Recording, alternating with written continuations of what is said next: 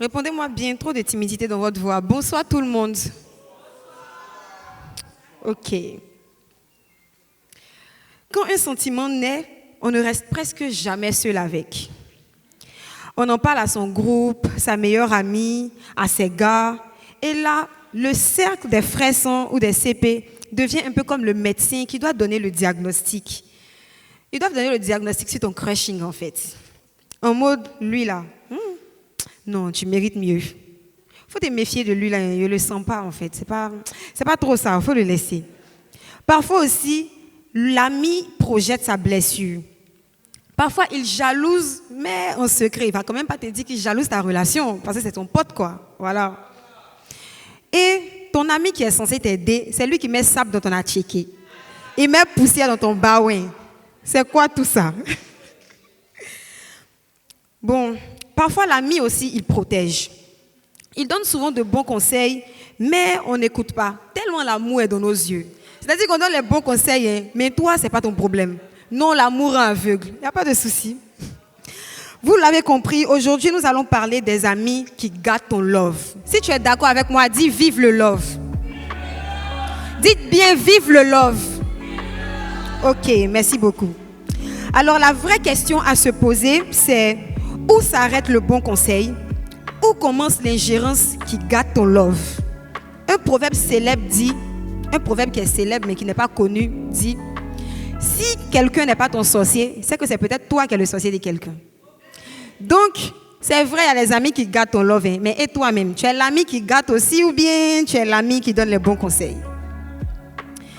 Vous êtes les bienvenus au collège des relations sociales.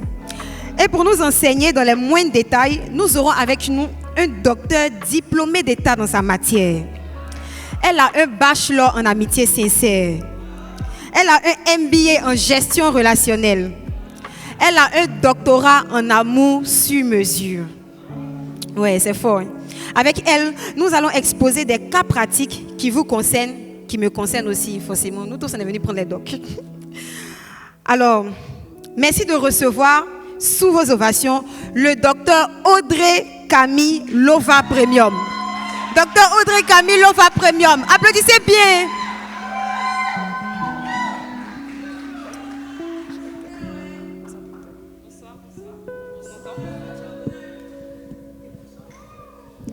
Comment vous allez?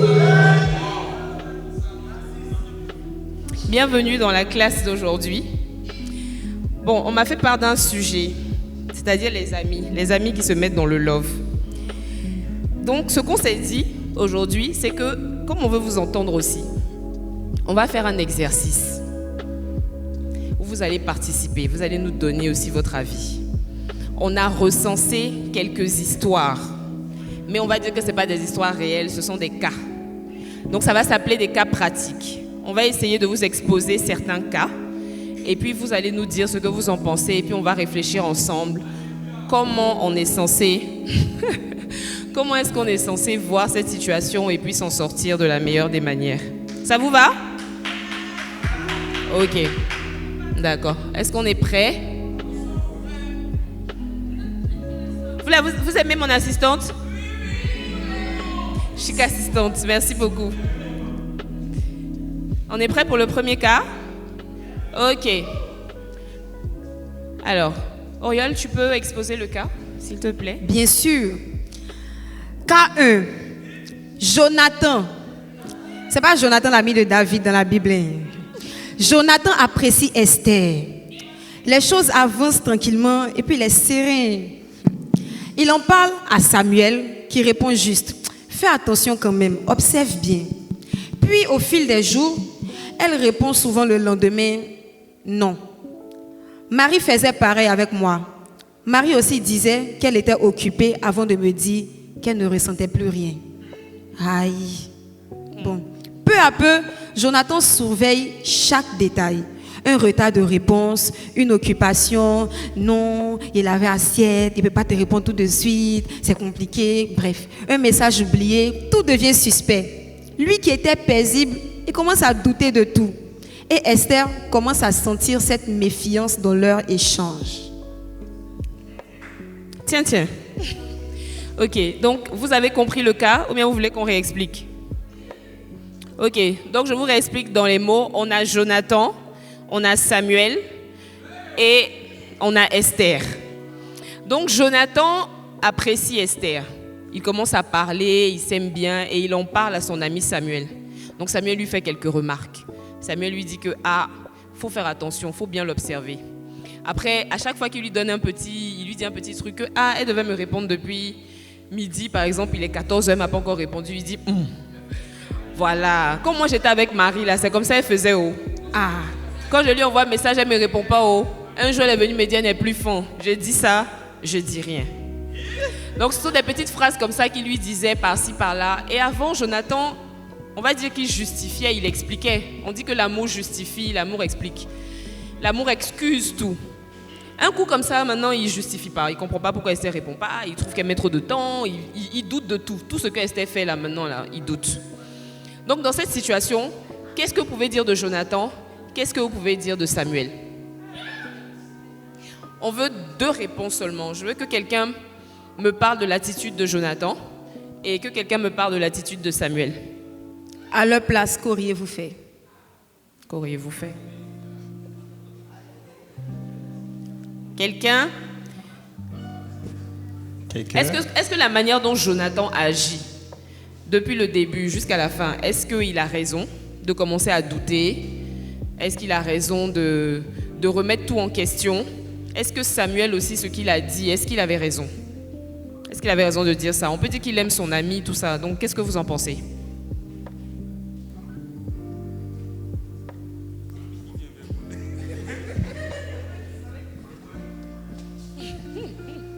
Bonsoir à tous. Bonsoir. Ok, je suis Esaïe Tano.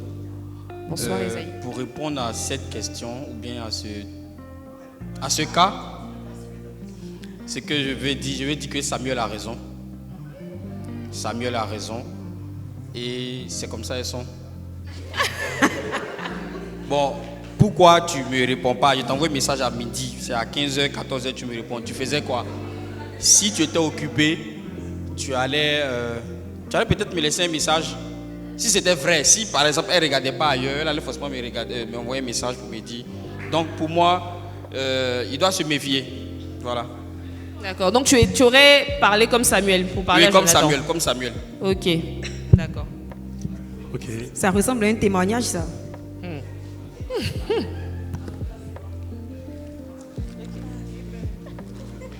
Moi, c'est Sephora Kwame. Bonsoir Sephora.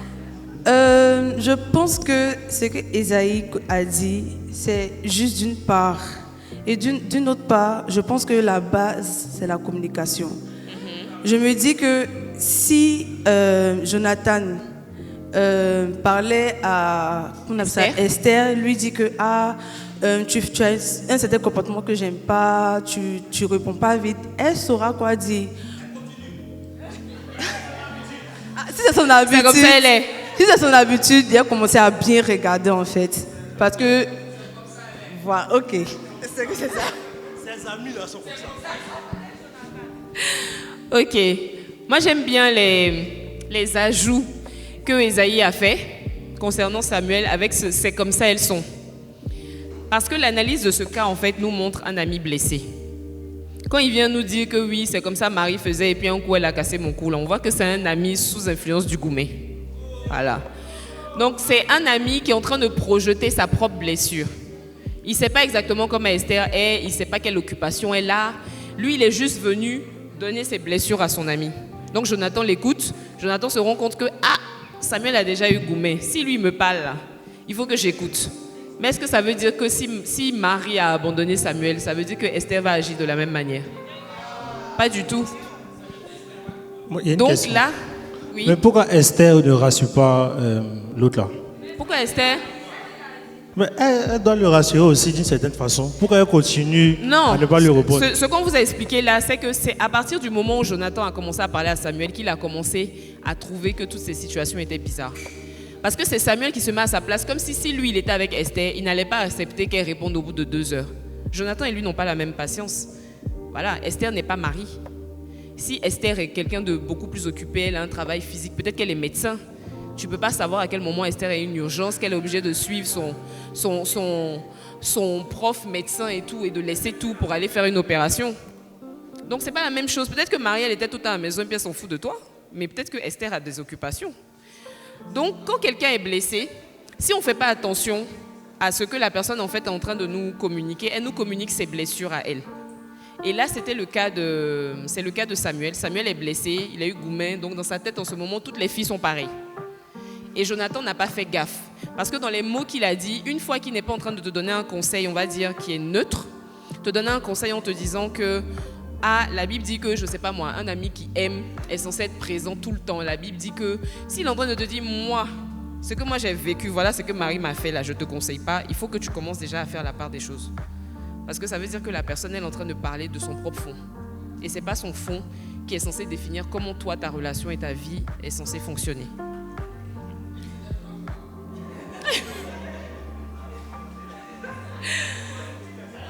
Non, on n'a pas dit que Samuel a totalement tort. Ce qu'on dit, c'est que Samuel parle avec ses blessures.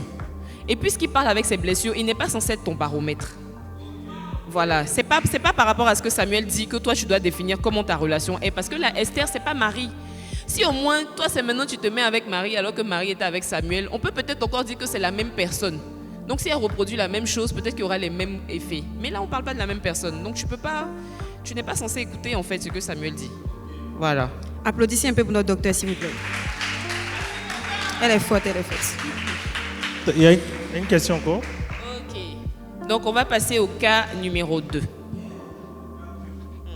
Cas 2. Ok, vas-y, Oriel. Cas numéro 2. Naomi et Sarah. Naomi, est-ce que c'est toi? Bref. Naomi et Sarah sont très proches depuis des années. Sarah commence à discuter sérieusement avec un frère. Je pense qu'il me plaît vraiment. Naomi sourit d'une manière. C'est bien. Mais 1 heure avant chaque sortie, Naomi appelle. Je ne me sens pas bien. Ou tu es la seule à qui je peux parler en ce moment. Ce n'est pas grave, profite. Sarah sent un poids. À chaque fois qu'elle avance dans sa relation, elle a l'impression d'abandonner son ami.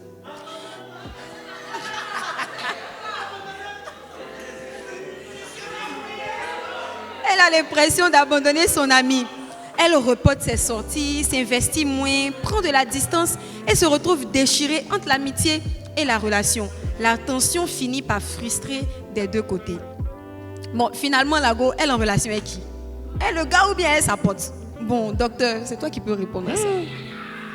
Non, avant de répondre, je veux vos avis, quand même, sur la situation. J'ai déjà entendu un avis très clair. Très, très clair dessus. Oui, mais prononce. Elle n'a qu'à l'abandonner. Un point très. Elle abandonne quoi? Arrivé un moment là, tu abandonnes ta soeur, tu suis ta relation. Dieu va la consoler. Le Saint-Esprit est le consolateur, c'est son premier remède. Abandonne-la, il faut te concentrer, il faut jouer ton ballon. Voilà. Quelqu'un d'autre? Bonsoir tout le monde, moi c'est Anya Fatim. Je suis d'accord avec Yohan. Quelque part aussi, je me dis que peut-être la go est fond du gars. Elle ne sait pas comment l'exprimer. Donc par jalousie, elle sera obligée d'attirer l'attention de son ami en fait. Donc c'est ce que je pense. Ok.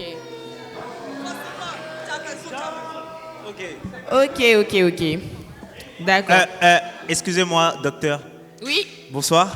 Bonsoir. Alors, moi, c'est prophétie. Je voulais rejoindre ce qu'il a dit. C'est que la Bible dit que l'homme quittera son père et sa mère. Moi, j'ai envie d'ajouter que l'homme quittera ses amis aussi pour s'attacher à un truc. Donc, j'ai dit, je vais rajouter. J'ai dit que je vais rajouter. Il ne faut pas ajouter un verset. Je pense qu'à un moment donné, il va falloir faire la part des choses. Coach Moïse nous l'a enseigné même une fois, il disait que ses amis-là, ils ont été boués.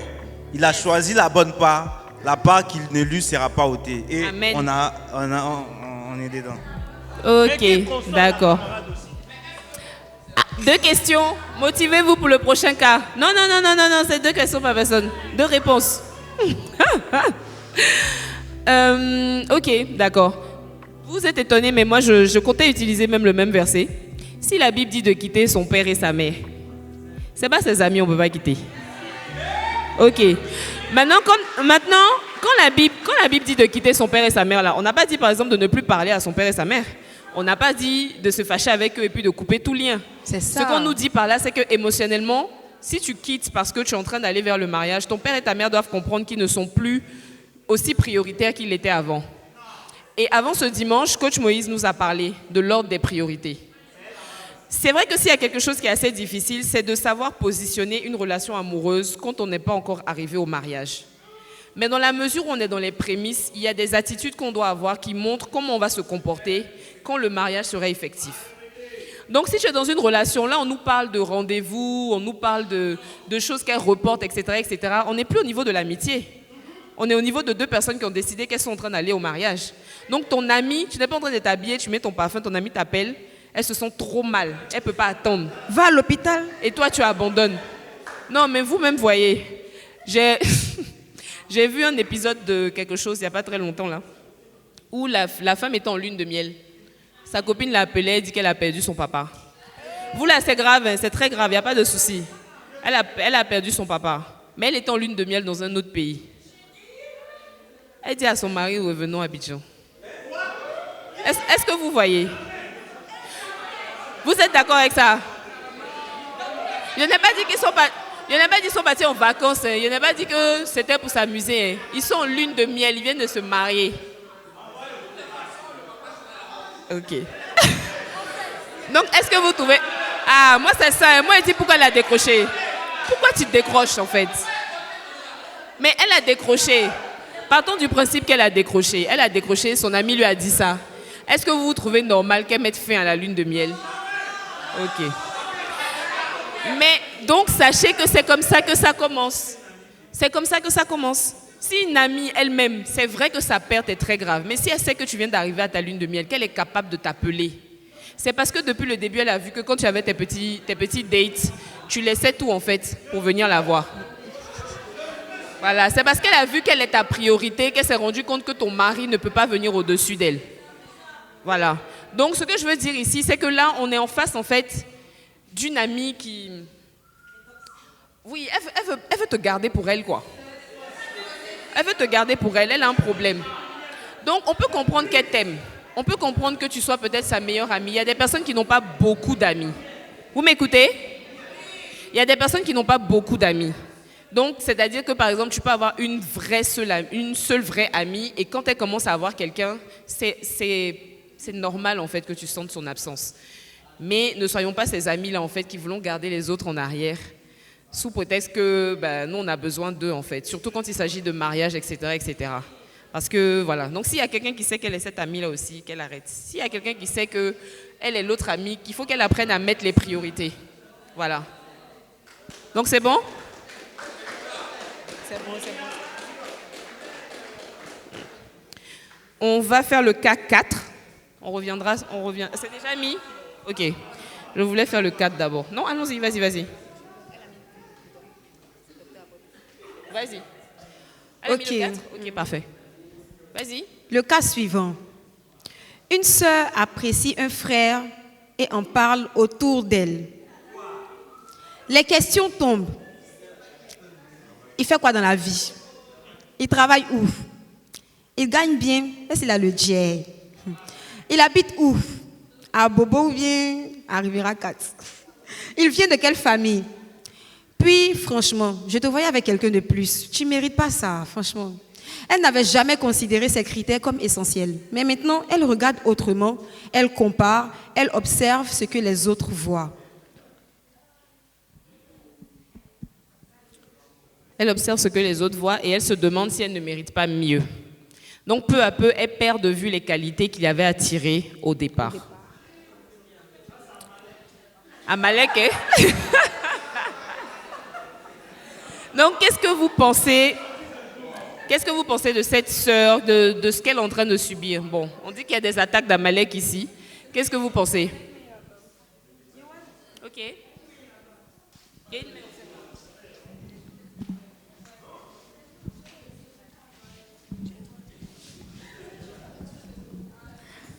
Bonsoir. Bonsoir. Je suis Paul Hollande.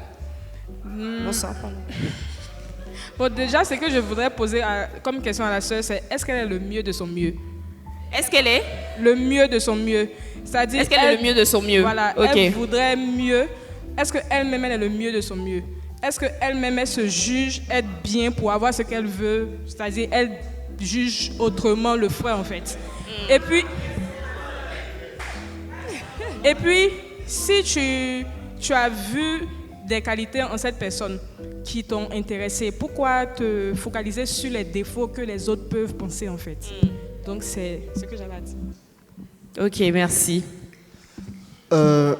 Merci, bonsoir. Bonsoir. Moi, c'est Othniel. Qu'est-ce que je peux dire à cette sœur-là? C'est déjà, qu'est-ce que Dieu te dit toi-même? Parce qu'est-ce que Dieu te dit toi-même? Parce que, considérons les points très simples. On peut dire, le frère, peut-être, il est étudiant, donc il ne travaille pas encore. Donc, tu vas le juger parce qu'il ne travaille pas. Bon, maintenant, et si on l'appelle, et puis il a le travail, et puis tu l'as laissé partir. Donc, tu vas te faire déminer, tu vas perdre le frère juste parce que tu n'as pas choisi la bonne saison pour venir. Moi, je vais lui demander de te dire, c'est vrai qu'il a de bonnes qualités, mais va prier, va voir ce que le Seigneur dit de la personne là. Si tu entends Dieu te dire, ma petite, il faut rester là. Faut rester là. Même s'il ne travaille pas, c'est qui est sûr, il y a quelque chose qui a sorti. Donc, faut rester. Voilà.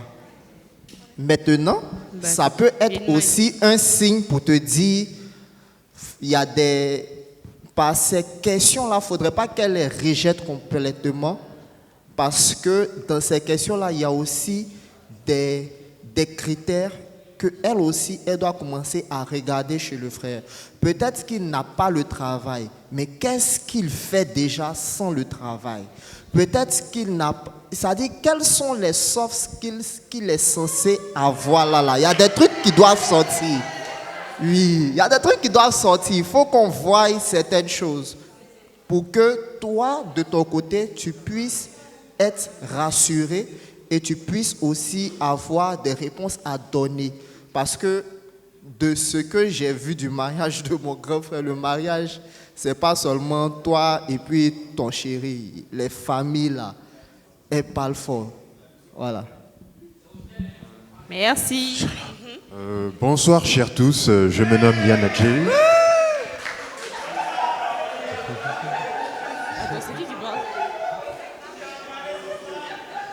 Par contre, ce que je voudrais ajouter, c'est je voulais faire de la surenchère à tout ce qui a été dit. Là, comme ça, la question est, est-ce que la personne, la fille en question, se connaît suffisamment avant de pouvoir jauger avec des yeux qui ne sont pas les siens? C'est ça la question primordiale. Ok. C'est ce que je voudrais dire. D'accord. Merci. Bon, Morel, comme c'est la deuxième fois là. Ok, bonsoir à tous. Bonsoir. Moi, je voudrais dire que dans la vie, il faut être équilibré. Donc, ce n'est pas parce que ta camarade t'a donné ce conseil-là que ça veut dire que c'est mauvais. Donc, peut-être que c'est lié aussi à une blessure venant d'elle, mais un conseil, peut-être mélangé à une blessure, essaie de prendre le bon, comme il a dit. Le fait de savoir si le gars travaille ou bien s'il a une certaine situation, c'est quelque chose qui est important aussi dans une relation. Donc, ça ne veut pas dire que tu dois forcément baisser tes standards aussi parce que tu es dans une certaine crainte et tout.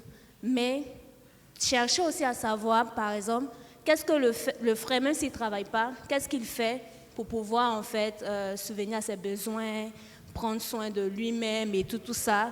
Et puis, faire confiance à Dieu en fait. Par exemple, si généralement on se dit que bon, j'ai vu des qualités chez la personne et tout, mais est-ce que c'est le moment aussi de se mettre avec lui?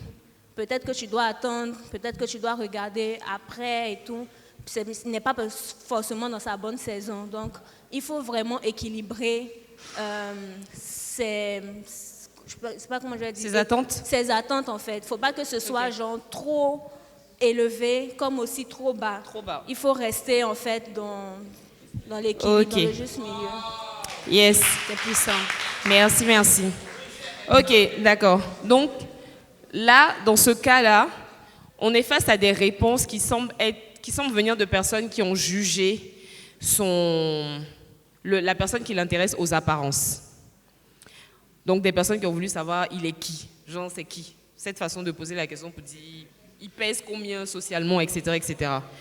Mais comme ils ont dit, pour moi derrière chaque question, il y a aussi une question interne à se poser pour analyser sa relation, pour analyser la personne qui est en face. Donc, bon, il travaille où? Le où, on ne veut pas savoir, on veut savoir s'il travaille. Ou alors, justement, s'il a une vision pour travailler. Est-ce qu'il gagne bien? Il gagne bien par rapport à qui?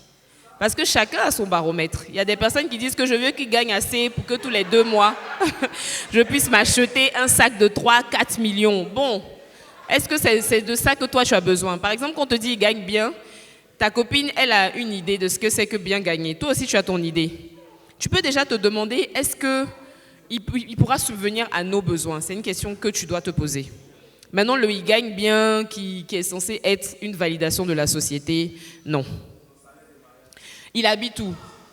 La question que tu dois te poser, c'est est-ce qu'on pourra avoir une maison, en fait? Genre, est-ce qu'on aura un toit? Il habite où? S'il habite à Yopougon, il habite à Yopougon. Pourquoi juger, d'ailleurs? À Yopougon, il y a les chic maisons. Hein? Voilà, en fait. Il vient de quelle famille? La question n'est pas posée dans le bon sens, mais c'est une question très importante. Il vient de quelle famille? On ne veut pas juste savoir le nom de la famille. On veut savoir. Tano, là, est-ce qu'il y a un Usué derrière? Ah. On veut savoir si sa famille a des combats spirituels auxquels tu vas devoir participer. Parce que si tu te mets avec quelqu'un, ce qui vient de sa famille va venir t'attraper aussi. Les hôtels. Donc peut-être qu'on ne veut pas savoir s'il vient de la, comment dire, de la famille. Bon, maintenant même, je ne sais même pas. En tout cas, voilà, s'il vient de la famille Tano, s'il vient de la famille Oufoué, ce n'est pas ça notre problème. Ce qu'on veut savoir, c'est est-ce que, par exemple, Dieu te fait la grâce d'être dans une famille qui peut-être au moins depuis 2-3 générations, ce sont des personnes qui sont chrétiennes, qui croient en Dieu, qui ont déjà fait certains combats. Ou bien, est-ce que tu t'en vas dans une famille où lui et toi, vous êtes les premiers qui avaient donné votre vie à Jésus? Ce ne sont pas les mêmes combats. Voilà, ce ne sont pas les mêmes combats. Il y en a qui ont la chance, qui sont avec, par exemple, des personnes qui sont des pasteurs avec un bon témoignage. Je ne dis pas juste pasteur pour être pasteur, qui ont eu des parents qui sont pasteurs, leurs parents me mettaient pasteur. Ça n'a peut-être rien à voir, mais je vous donne cette information si quelqu'un ne l'a pas vue. Je l'ai vue une fois et ça m'a beaucoup enseigné. Une personne a fait une étude basée sur le fait qu'il y avait un monsieur qui était en prison, je crois, si je me rappelle, pour des crimes. Et partant de là, il y a quelqu'un qui a fait une analyse pour voir en fait génétiquement en fait qu'est-ce qui se passe dans sa famille.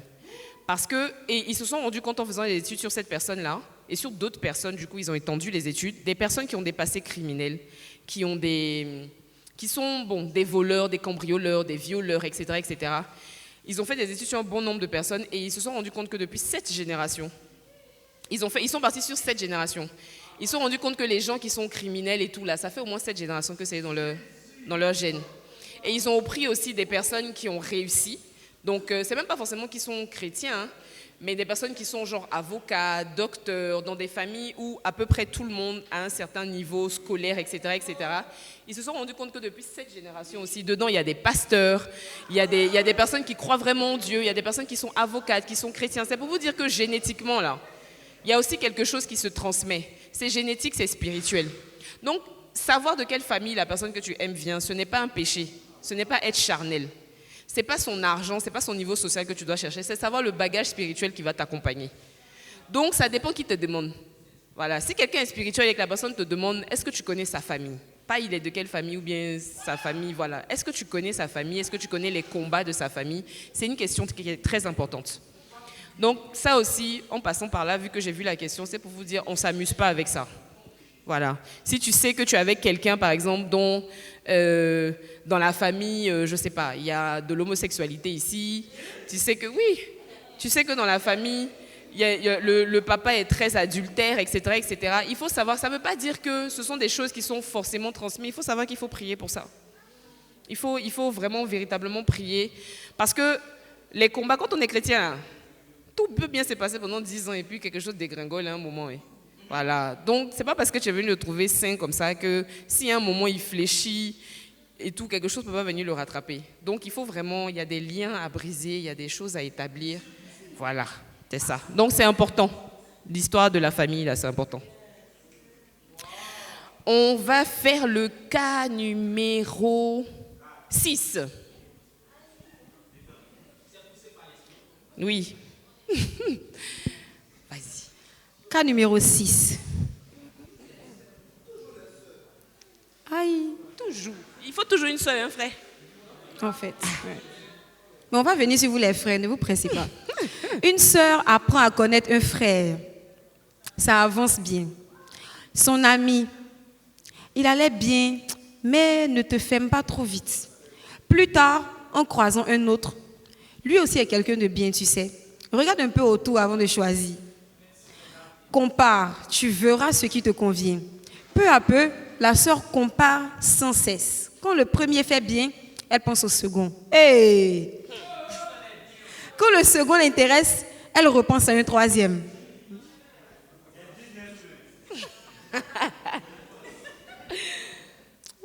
Elle repense à un troisième. Vas-y, même quand elle apprécie. On a remonté. Une sœur apprend à connaître un frère. Tellement elle apprécie tout le monde, je suis perdue. Elle repense à un troisième. On doit monter ensuite. Ou bien je continue? C'est mieux. Ok, même, on est où? Même quand elle apprécie sincèrement quelqu'un, elle se demande s'il n'y a pas mieux ailleurs.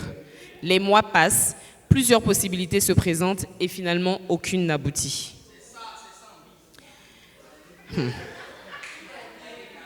Vous voyez, attendez, ça là je vais parler au même temps. Là on est face en fait à une personne que tu as à tes côtés, une amie qui n'a pas de vision. Donc elle est toujours en train de t'encourager à regarder ailleurs. Non, là parce que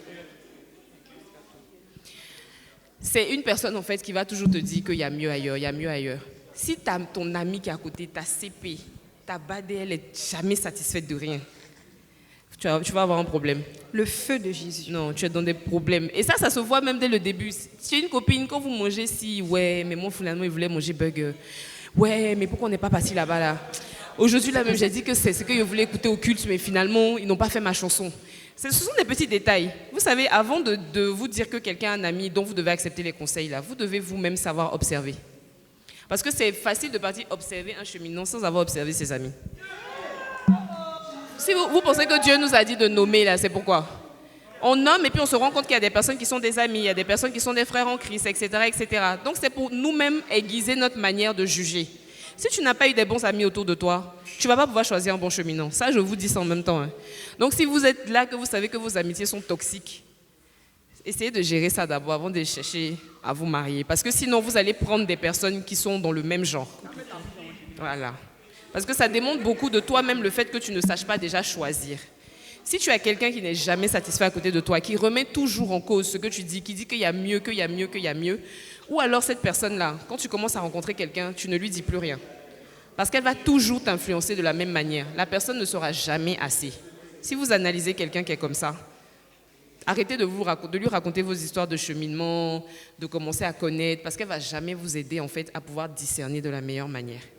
Voilà. C'était ce que je voulais dire sur le cas 6. Est-ce que quelqu'un a envie d'ajouter quelque chose sur le cas numéro 6? Oui. Coach Emissa, vas-y. Emissa, donc moi je voulais compléter, quelqu'un qui est toujours en train de se plaindre, la plupart du temps il papillonne aussi. Quelqu'un qui a toujours quelque chose à dire, parce qu'il y a tellement d'exemples, toujours quelque chose à dire sur X, sur Y. Elle aussi, elle est quelqu'un qui papillonne. Parce que si X ne te plaît pas, au moins Y va avoir quelque chose qui va te plaire. Mais Y ne te plaît pas, Z ne te plaît pas, A ne te plaît pas. Bon, toi, tu n'as pas de vision et tu papillonnes. On doit prier pour toi. On doit prier pour toi. On doit prier pour toi. Parce que bon, j'ai un exemple, il y a très longtemps. Il y avait quelqu'un qui s'intéressait à une jeune dame et il y avait son ami à côté qui disait « Non, il n'est pas si bien, non, il n'est pas si bien. » Et à la fin, on s'est rendu compte qu'en fait, il était avec elle avant. Mais c'était pas bien, c'était du genre... C'est pas bien fermé, la relation là. C'était tout du début, mais elle n'a pas supporté la fin. Du coup, elle écartait presque toutes les jeunes filles auxquelles il s'intéressait. En fait, elle le boycottait. Mais malheureusement, l'amie en question, elle n'a pas eu le bon lot. Et parce qu'il allait prendre une autre fille carrément ailleurs, pourtant c'était une pépite.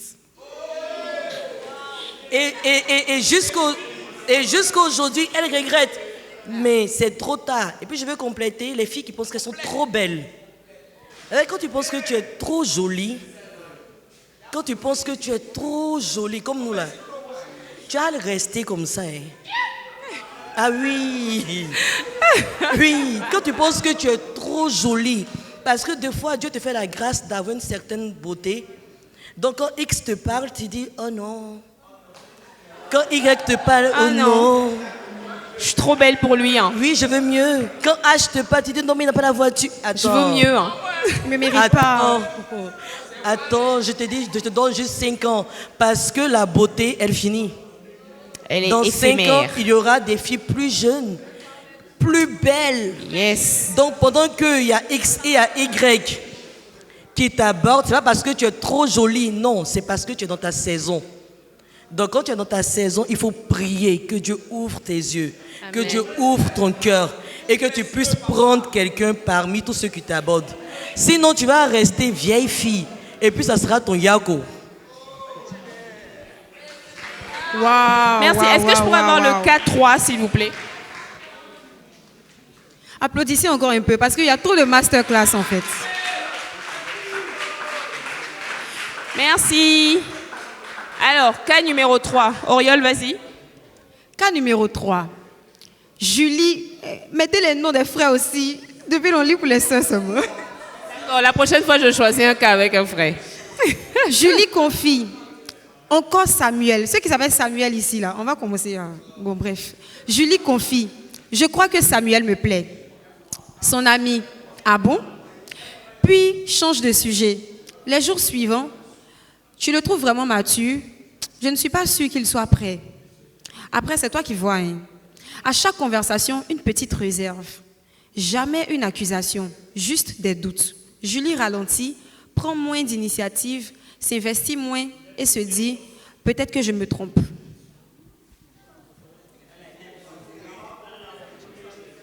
Quelques mois plus tard, elle découvre que son amie était elle-même intéressée par Samuel depuis longtemps.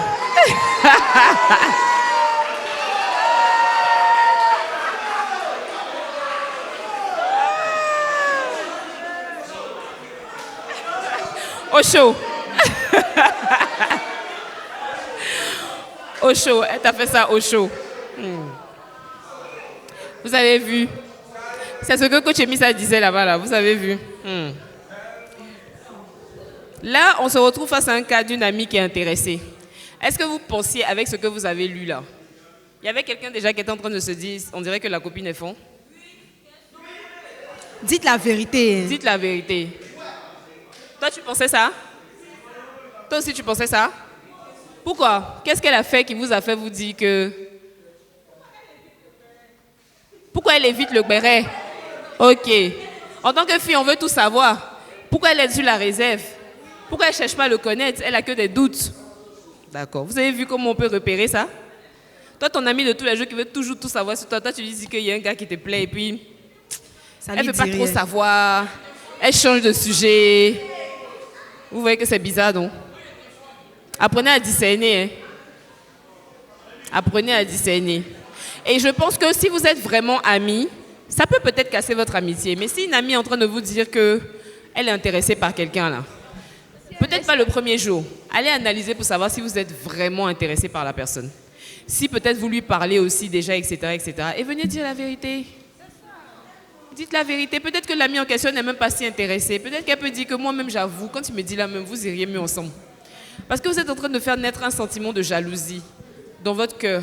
Donc depuis là, tous les jours, ta copine te parle du gars qu'elle aime et puis toi, tu es là. Derrière ça, c'est bizarre. Vous avez vu que c'est bizarre, non? Bon, si l'une d'entre vous ou l'un d'entre vous est cette amie-là, quand tu apprends que ton ami en fait était intéressé depuis là, comment tu réagis? Parce qu'on ne nous a pas dit, le cas ne nous dit pas qu'elle est avec le Samuel en question. Hein. On nous dit juste qu'elle est intéressée. Donc on suppose qu'elle n'a pas fait de pas. Mais dis-toi que ça fait 3-4 mois, toi tu lui parles de Samuel et elle ne te dit pas. Tu te sens comment?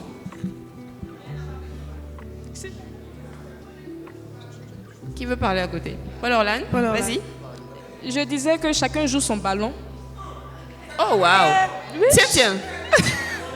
Chacun joue son ballon. Donc, tu estimes que l'amie aussi, derrière, elle peut placer ses cartes? Tu estimes qu'elle aussi, elle peut placer ses cartes? Oui. Chacun joue son ballon. Vous là, Paul Orlan est l'ami de Kyo. Bon, c'est une réponse derrière, il y a une question derrière. Moi, Pierre-Marie. Ceux qui sont les amis de Paul Orlan là. Je vais donner mon avis rapidement. Moi, je suis Qui vraiment sont pas... tes amis? Moi, je suis vraiment pas d'accord avec ce qu'elle a dit parce que je me dis que si elle est mon amie, elle était censée quand même me dire au début. Et l'autre personne aussi qui écoute à chaque fois et qui fait ce que son ami lui dit a un problème de discernement aussi. Parce que c'est pas parce qu'on est amis... Non, je t'entends pas bien. C'est pas parce qu'on est amis que tout ce que tu dis là, je dois forcément faire. Il y a des signes aussi qui ne trompent pas. Si la copine en question était vraiment intéressée, l'autre personne devait forcément voir qu'il y a des signes qui montrent que son amie est intéressée. Si elle n'a pas vu ça, c'est qu'elle-même, elle a un problème. Maintenant, on ne peut pas être amis. Je reviens sur le cas rapidement. On ne peut pas être amis et puis tu vas jouer ton ballon, comme elle a dit, en même temps que moi, je ne sais pas. On n'est pas en concurrence, en fait. S'il y a un truc de ce genre... Non, jamais. S'il y a un truc de ce genre, tu me dis tranquillement. Et puis voilà. Mais si tu caches ça, c'est que toi-même, tu es jalouse. Tu es toxique aussi. C'est mon avis. Ok. Il y avait Pierre-Marie. Si tu veux donner le micro ou bien tu veux parler? Non, je vais ajouter un truc sur ce qu'elle a dit. Mais vas-y. Oui. Tu veux? Oui, vas-y. Mais qui parle? Si elle doit jouer son ballon, comme elle a dit, ok, elle devait l'affirmer dès le départ. Ok, c'est ça. Dès que ta camarade te dit, je suis fort, tu dis moi aussi. C'est ça. Que la meilleure gagne. L'amitié va très bien se passer. Mais si tu n'as pas dit... Elle dit quoi? J'ai pas Mais entendu, si tu n'as pas dit... Ok. Tu vas venir ça, après. on s'est dit ça dès le début. Dis que tu es intéressé. Là, je vais me sentir trahi. C'est un peu fort, hein? Voilà. Vous êtes un peu fort, hein? Coach Audrey. Ok. Coach Audrey, moi... On va écouter. Coach Audrey, Oui, moi je veux... Pierre-Marie. Oui, au fait, bon... Déjà l'histoire là, moi j'ai déjà vu une histoire comme ça. Ça c'était plus entre les garçons. Ce qui s'est passé c'est que à la base, les deux amis ont remarqué qu'ils avaient le même genre de fille généralement. Donc ce qu'ils ont eu à faire c'est qu'une fois ils ont vu une fille et les deux ont su en même temps que c'est le genre que nous on aime. Et les deux, en fait, pour ne pas garder des choses dans leur cœur, ils sont regardés et ils ont dit que ah man, c'est moi, hein, la fille là me plaît. Puis le gars dit aussi que ah, moi-même me plaît. Hein. Donc les deux sont mis d'accord pour dire ok. Donc mais là, comment ça se passe? Et comme Paul a dit, les deux, du moment qu'ils se sont dit au départ que ok, au fait, je l'aime bien et autres là, ils se sont d'abord mis une base en se disant que écoute, il y a un peu une affaire de je vais passer derrière toi, mais tu vas venir me dire quelque chose et puis je vais jouer un truc à être l'hypocrite et autres.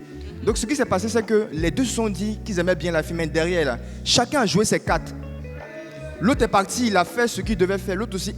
Quand l'autre il a été récalé là, il n'a pas dit à son frère, j'ai été récalé, donc tiens, si tu l'aimes toujours là, vas-y. Ce qui fait que même après l'histoire là, les deux gars sont restés toujours potes.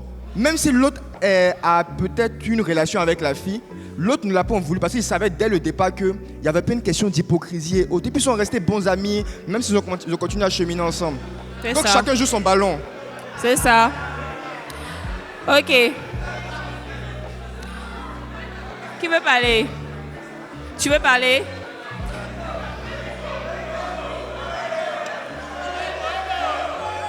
Coach, vas-y. Ok, attends, Loïc. Loïc, Ok, vas-y. Loïc, voilà. En fait, moi je suis un peu d'accord avec ce que Pierre-Marie a dit. Ce que Pierre-Marie a dit? Oui, Ok. par rapport aux deux garçons qui ont eu à parler. Mais on sait que les femmes ne vont pas forcément communiquer comme ça. C'est ça. Du coup, je rejoins un peu Paul Orlan. Parce que je me dis que bon, on nous a toujours dit ici que le mariage c'est une histoire de destinée. Je ne pense pas que tu viens te mettre avec quelqu'un juste pour quoi, 2 mois, 3 mois. C'est parce que tu veux marier la personne en fait. Du coup, si c'est une question de destinée, bon, on ne prend pas ça à la légère quoi. Si je sais que si je ne te dis pas, va me permettre de me marier la personne, mais il ne va pas te dire en fait. Ah, il ne va pas prendre ma destinée pour m'amuser en fait. Je ne sais pas si vous voyez. Donc, en fait, si ça t'arrange Si ça t'arrange de lui dire, tu lui dis. Si ça t'arrange pas, tu ne dis pas, tout simplement. Ok. D'accord, ok. Bon, moi je vais donner mon avis maintenant. Vous êtes les démineurs ici, hein, ça c'est quoi on retient en fait? Les loups démineurs. Je veux positionner plusieurs vérités l'une à côté de l'autre. Vous savez, de un,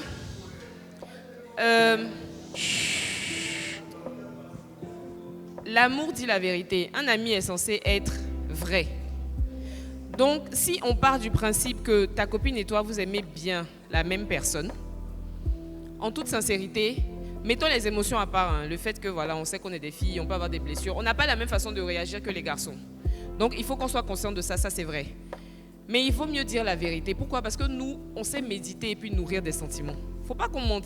Des garçons, des fois, là, ils savent faire la différence en se disant que c'est vrai, je l'aimais bien. Et puis, des fois, ils soupèsent entre son bon gars et puis la go. C'est pas comme s'il a eu la révélation que c'est la femme de sa vie et puis il laisse tomber. Vous voyez? Alors que nous, là, presque à chaque fois qu'on aime bien quelqu'un, on est déjà en train d'imaginer le mariage. Donc, tout devient assez dramatique. Donc, tu peux pas te dire que tu aimes bien le même gars que ta copine et puis garder ça pour toi, sachant qu'elle va te parler de lui chaque fois et que ça va faire grandir le sentiment. Comme je dis là, tu sais même pas si justement ta copine est capable de le laisser. En se disant que tu as l'air plus fond. Oui, ce sont des choses qui peuvent arriver. Donc, il vaut mieux être vrai avec elle directement. Si vous avez cette disposition de cœur que des fois les garçons ont, de vous dire que, chacun n'a qu'à jouer son ballon. Chacun n'a qu'à jouer son ballon. Moi, en tout cas, personnellement, j'estime qu'après, il ne faut pas que ça devienne une affaire où vous êtes des ennemis. Il faut juste que vous compreniez que peut-être que moi, je vais lui plaire, peut-être pas. Et c'est OK. Maintenant, il y a une autre vérité que je veux dire aussi. C'est que dans le monde, on a ce truc où on pense que c'est trop une preuve d'amitié ou de loyauté. Et que de dire que tu vas venir parler à ta copine, puis dire que j'aime telle personne. Et puis elle va te dire c'est mon ex. Puis tu vas dire c'est que comme c'est ma copine là, je ne vais pas. Guys,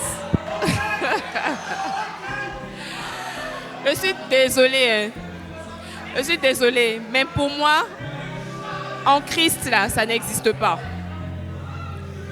Est-ce que vous savez pourquoi pour moi, en Christ, ça n'existe pas? Parce que si déjà tu t'es trompé, c'est que ce n'était pas pour toi. Si vous n'êtes plus ensemble que tu t'es trompé, ce n'était pas pour toi. Mais pourquoi quelqu'un d'autre ne doit pas avoir la chose aussi? Pourquoi on doit verrouiller? Pourquoi une personne doit verrouiller tout le monde? Donc arrête d'avoir des amis parce que toi tu continues d'avoir des amis. Donc tu continues de diminuer les chances de l'autre personne de pouvoir être avec quelqu'un. C'est compliqué. Si toi tu as décidé qu'avec cette personne ça ne peut pas marcher, ça peut marcher avec une autre personne. Donc où il y a des blessures qu'il faut que tu gères, ou alors si votre dossier n'est pas encore terminé, terminez bien, quelqu'un va venir soulever sa chose pour partir. Voilà. S'il y a des personnes qui pensaient comme ça ici, je sais que ça choque de vous dire ça, mais sincèrement, si tu étais avec quelqu'un, que ça n'a pas marché, vous êtes assis, vous êtes rendu compte que, écoutez, vous n'avez pas la même vision de la vie, vous ne pouvez pas avancer ensemble. Je t'assure que même si c'est ta meilleure amie là, le Seigneur va bien te consoler, laisse-la être heureuse avec lui. Parce que, je sais pas, c'est un peu égoïste quoi. Non. Donc vous voyez le concept, non? Voilà, mais c'est ce que je dis. Si elle est toujours fond, qu'elle nous dise, qu'elle assume aussi pour aller dire au gars, je suis toujours fond. Peut-être que lui aussi, il est toujours fond. Voilà, ils vont réarranger leur situation. Mais si tu ne veux plus être avec lui, tu ne peux pas interdire à quelqu'un d'être avec lui. Voilà. Ça a blessé quelqu'un ici, ça a fâché quelqu'un. En tout cas, tout le monde est ex de quelqu'un. Donc, nous sommes tous les ex de quelqu'un. Enfin, pas forcément, hein. Il y a des gens. Non? Il y a des gens, c'est Jésus, seulement ils ont connu. Hein. Mais sincèrement, ouvrez vos cœurs, ayez vraiment l'amour du Seigneur et puis la confiance. Des fois aussi, c'est parce que la personne veut avoir une certaine sécurité que, s'il n'y a pas, comme lui là, je le connais déjà, on ne sait jamais, peut-être on peut se remettre ensemble, etc., etc. Mais ça aussi, c'est un manque de foi. Si quand tu es parti, tu t'es dit que Dieu a mieux pour toi, c'est que Dieu a mieux pour toi. Laisse quelqu'un d'autre récupérer sa chose et puis avance, le Seigneur va t'accorder ce qu'il doit t'accorder. Amen. Voilà, le Seigneur a de bons projets pour chacun de nous. Donc, comme je vous disais, pour moi, l'amie en question, elle aurait dû le dire depuis. Il y a deux cas, où tu dis ou bien tu luttes pour que ça n'a qu'à sortir de ton corps. Voilà, et tu deviens l'ami que tu étais censé être. Mais si tu maintiens ça pendant des mois, alors que toi aussi tu es fond à côté, c'est assez toxique. C'est la sorcellerie. C'est un peu ça, c'est un peu sorcellerique. un cas de frère.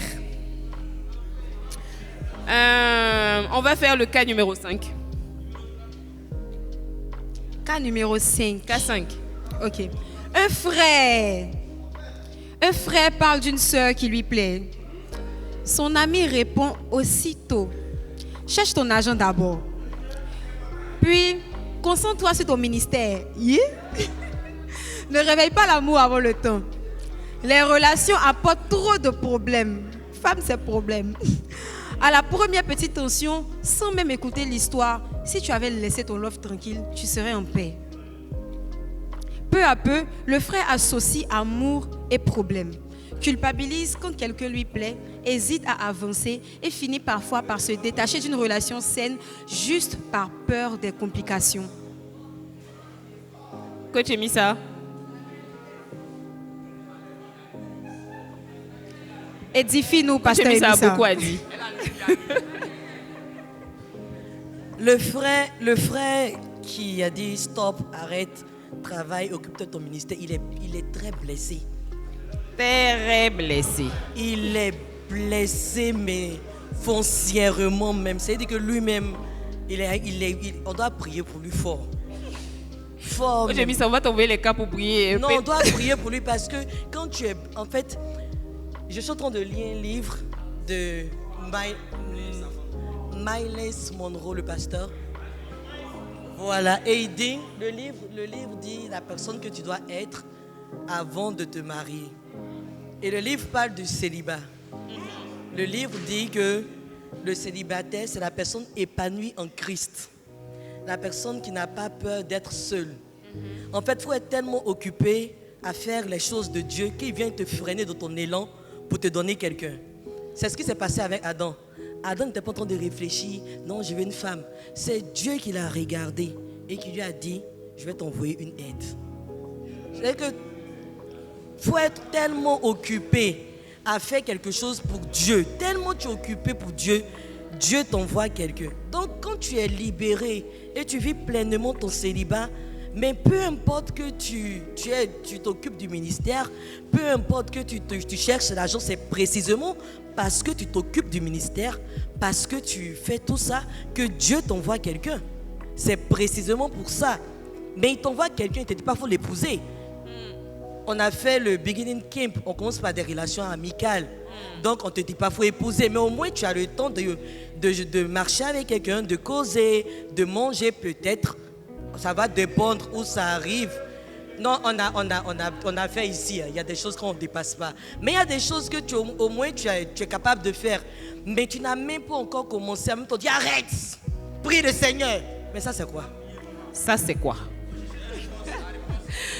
Merci. Esaïe, il y a quelque chose à dire? Ok, je suis pas d'accord. Parce que c'est au niveau des garçons et des hommes. Hein. C'est vrai, il t'aime, il fait ça, mais il doit chercher l'argent. Il n'a pas dit qu'il ne va pas se marier. Le gars lui a dit, frère, concentre-toi sur le ministère, concentre-toi sur ton argent, cherche l'argent. Quand tu auras là, ça va venir vers toi. Donc, qu'est-ce qui va venir vers toi? Mais il doit chercher l'argent. Mais il doit chercher l'argent, il doit se concentrer sur ça. Je suis désolée de te dire ça. Hein. En tant qu'homme là, avant mariage, après mariage, avant enfant, après enfant, jusqu'à ta mort, tu vas chercher l'argent. Donc, ce n'est pas une raison pour ne pas, à un moment, trouver la personne qui doit t'aider. Tu vas chercher l'argent. Le cas que je veux expliquer là. Sachez que vous allez chercher l'argent. Tous les jours. Il a dit, lorsqu'il a vu que le frère était en train il a commencé à s'intéresser à une sœur. Et on ne sait pas pourquoi le frère, son ami lui a dit, frère, calme-toi, cherche l'argent, fais ci. C'est vrai, je comprends le cas où il est blessé. Mais il peut arriver que le gars où il s'engage là, il n'a pas la possibilité. Bon, elle dit elle s'en va à la maison, il ne peut pas payer son yango. Il va faire quoi? Non, mais il doit chercher l'argent. Il doit chercher l'argent, il doit se concentrer. Et puis plus tard, concentre-toi sur ton ministère. Là. On veut réduire les sujets de prière, c'est ça. Et concentre-toi sur ton ministère. Là. Qu'est-ce que tu as dit sur ça? Et concentre-toi sur ton ministère. Tu es resté que sur l'argent. Concentre-toi sur ton ministère.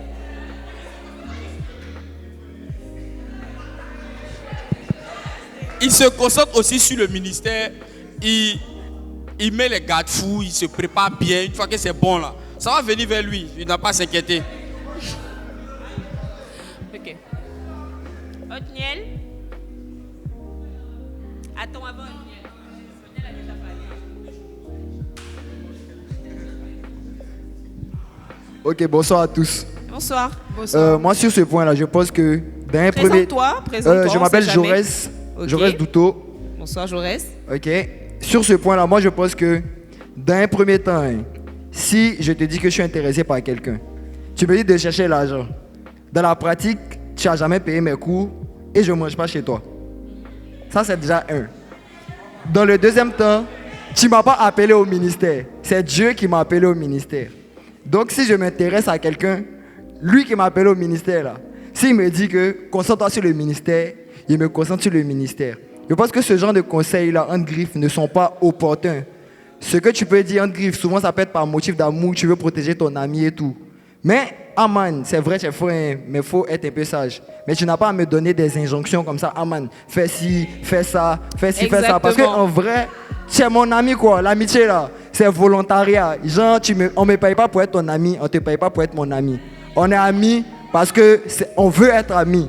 Donc, normalement là, mollo, et puis Mollo, suis-moi. Bravo. Coach, moi je veux élargir un peu.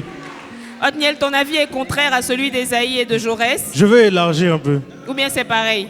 C'est bon? La mère.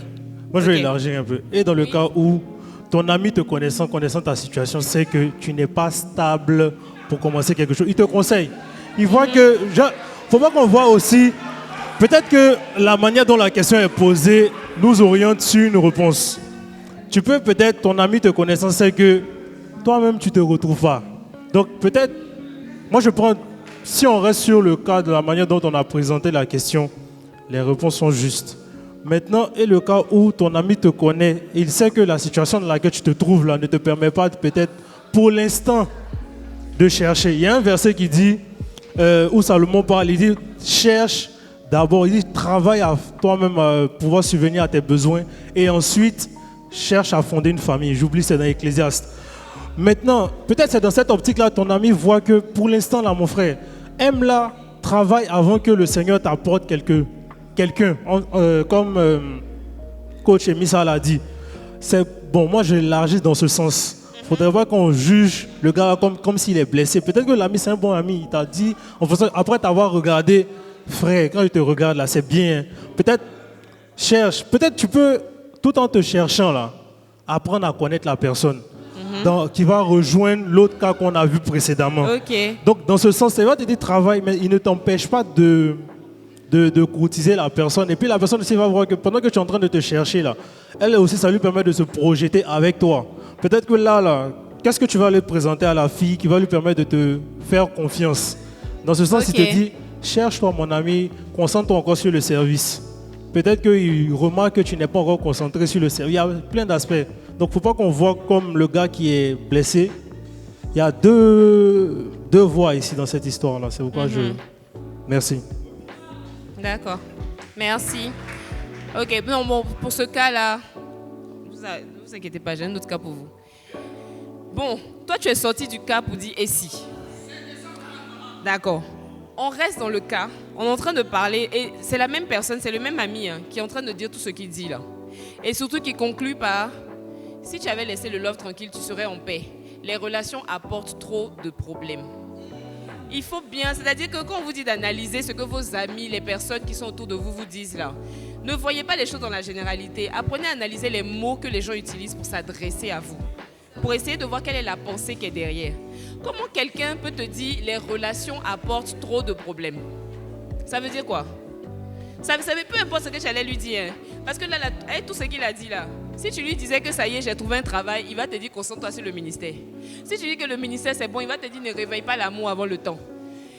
Après, ne réveille pas l'amour avant le temps, tu es rentré dans l'amour. Dès que tu lui dis, on dit à la première petite tension, il n'écoute même pas l'histoire. C'est-à-dire qu'il ne sait même pas si c'est toi qui as raison ou si c'est la fille qui a raison. Il t'a dit, je t'ai dit quoi? Si j'avais laissé le love tranquille, tu serais en paix.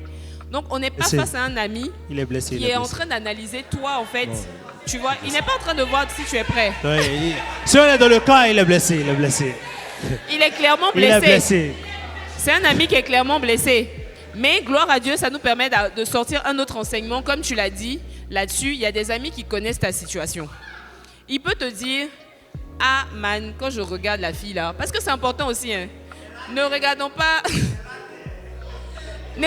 des gars qu'on sait qu'on ne peut pas assumer. Maintenant, si tu sais sur le... Non, tu peux savoir que tu ne peux pas l'assumer là. Une femme aussi est censée te donner une certaine motivation. Donc, tu peux commencer à bien l'aimer, mais ton ami va te dire que la go qu'elle a là, elle a un certain style de vie. Hein. Donc, il faut commencer, au lieu de te dire laisse-la, il peut te dire il faut commencer à bien voir ta vie. Ton affaire de aujourd'hui je travaille, aujourd'hui je ne travaille pas. Ton affaire de dès qu'un patron te parle mal, tu démissionnes là. Si tu veux commencer à avoir une femme, il faut savoir que ce n'est pas comme ça on gère sa vie. C'est le conseil que ton ami est censé te donner. Il est censé te dire que si tu commences à parler mariage, ça veut dire qu'il y a responsabilité, ça veut dire qu'il y a discipline. Il n'est pas censé te dire cherche ton argent d'abord. Parce que je pense qu'il y a beaucoup d'hommes qui peuvent avouer ça. On va dire plutôt, on va prendre des hommes mariés, des gens qui sont des modèles. C'est le fait d'avoir mis à côté d'eux une femme, d'avoir commencé à aimer une femme qui leur a donné même la motivation qu'il fallait en fait pour se réveiller. Vous voyez? Non, c'est vrai, tu peux même quand tu es seul. En général, un homme, il est seul, il va se contenter de manger la même chose encore et encore. C'est pas grave, tous les soirs c'est spaghetti, tous les soirs c'est gaba, etc., etc. Quand il va commencer à appeler une go les soirs, quand il va commencer à appeler sa chérie pour dire ça va, bonne nuit, tu as mangé quoi? Aujourd'hui elle va dire j'ai mangé une pizza. Demain elle va dire que ah non, là j'ai mangé à checker poisson. Demain elle va dire que ah oui, là je suis partie au resto avec mes copines. Toi-même tu commences à relativiser ta vie. Tu commences à voir que tu n'as pas envoyé la petite chez toi et puis tous les jours vous allez aller au spa. Vous comprenez non? Vous comprenez non? Donc, des fois, là, le fait de commencer à se projeter, en fait, dans le mariage par le biais d'une personne, d'un homme ou d'une femme, ça nous permet de revoir nous-mêmes où on en est, en fait.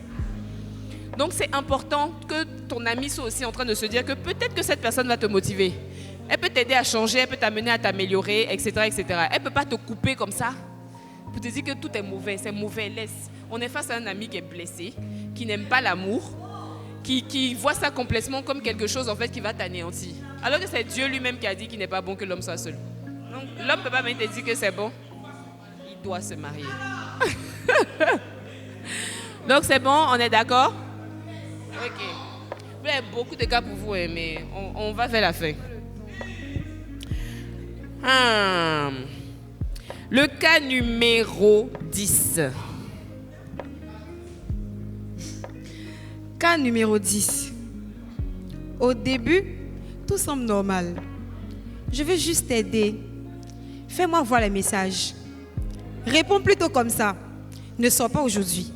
Fais-moi confiance. Je sais ce que je fais. Peu à peu, chaque décision passe par lui.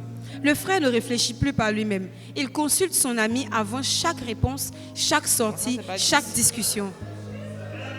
Oula, ça va être 10. Non, c'est pas le cas 10. J'essaie de voir. Sans s'en rendre compte, c'est le cas 12, c'est pas grave. Sans s'en rendre compte, il ne demande plus des conseils. Il a donné les commandes de sa relation à quelqu'un d'autre.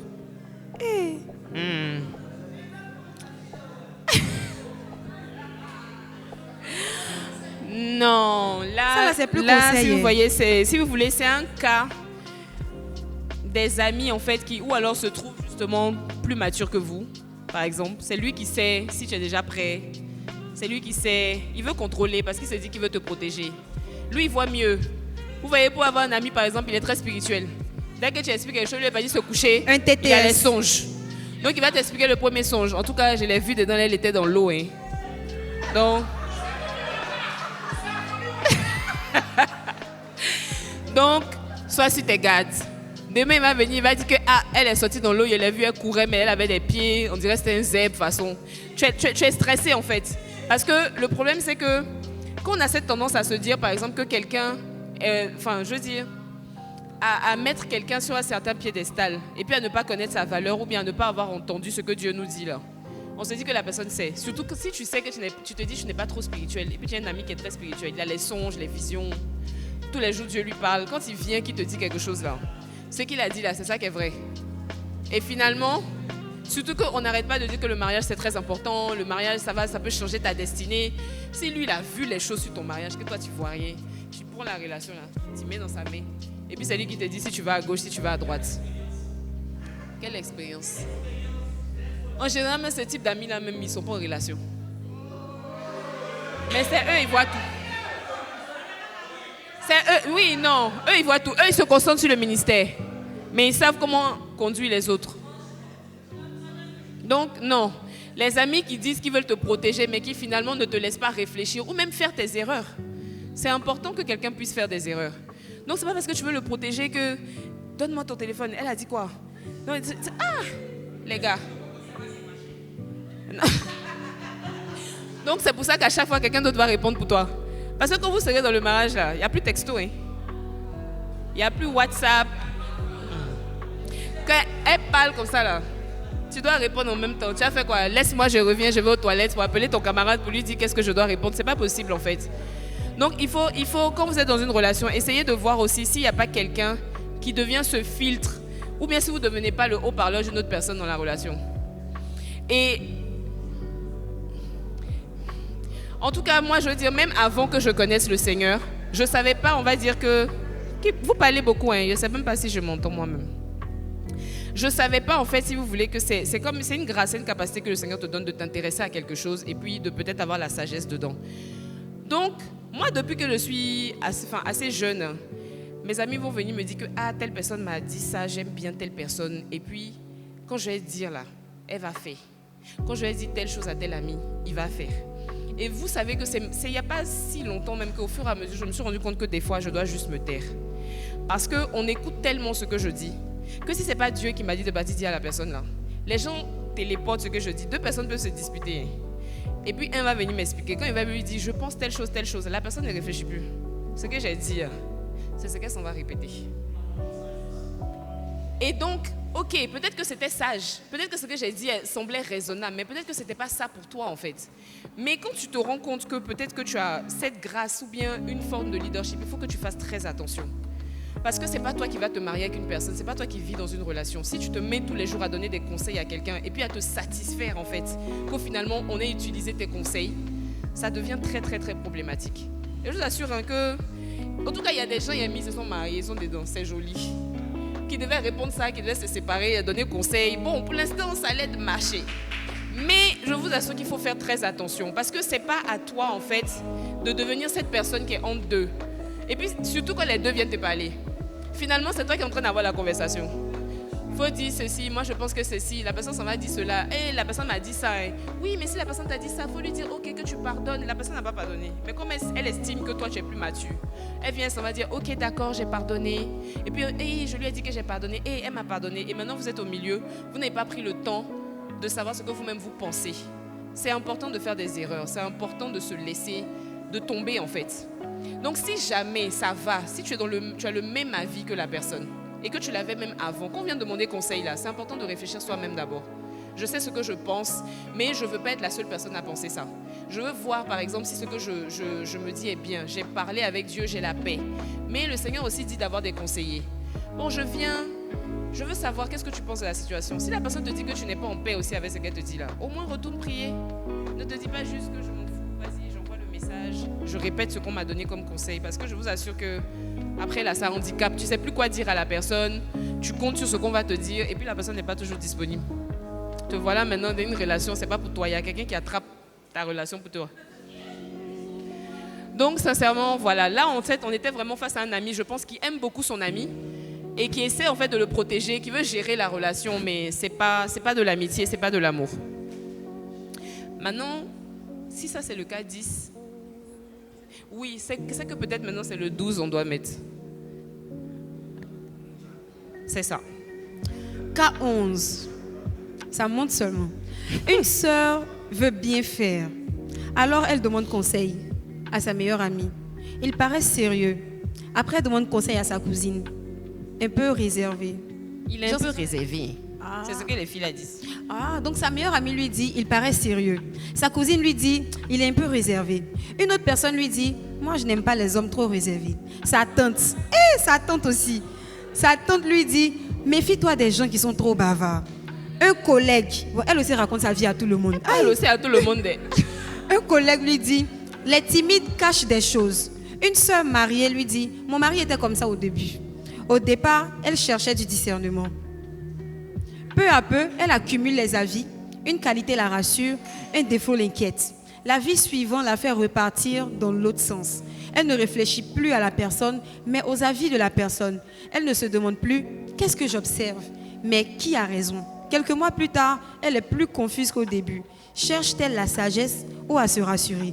Elle cherche rien, mais elle ne sait pas ce qu'elle veut. Elle ne sait pas ce qu'elle veut. Elle ne sait pas du tout ce qu'elle veut. Vous pensez, vous avez quelque chose à dire sur cette sœur? Coach Iggy Yohan, tu ne veux pas dire quelque chose? Je n'ai pas dit quelque chose. Bon, là en fait, vous voyez, est-ce que quelqu'un s'est reconnu dedans? Quelqu'un qui a besoin d'avoir plusieurs avis pour savoir si elle prend la bonne décision? Oui.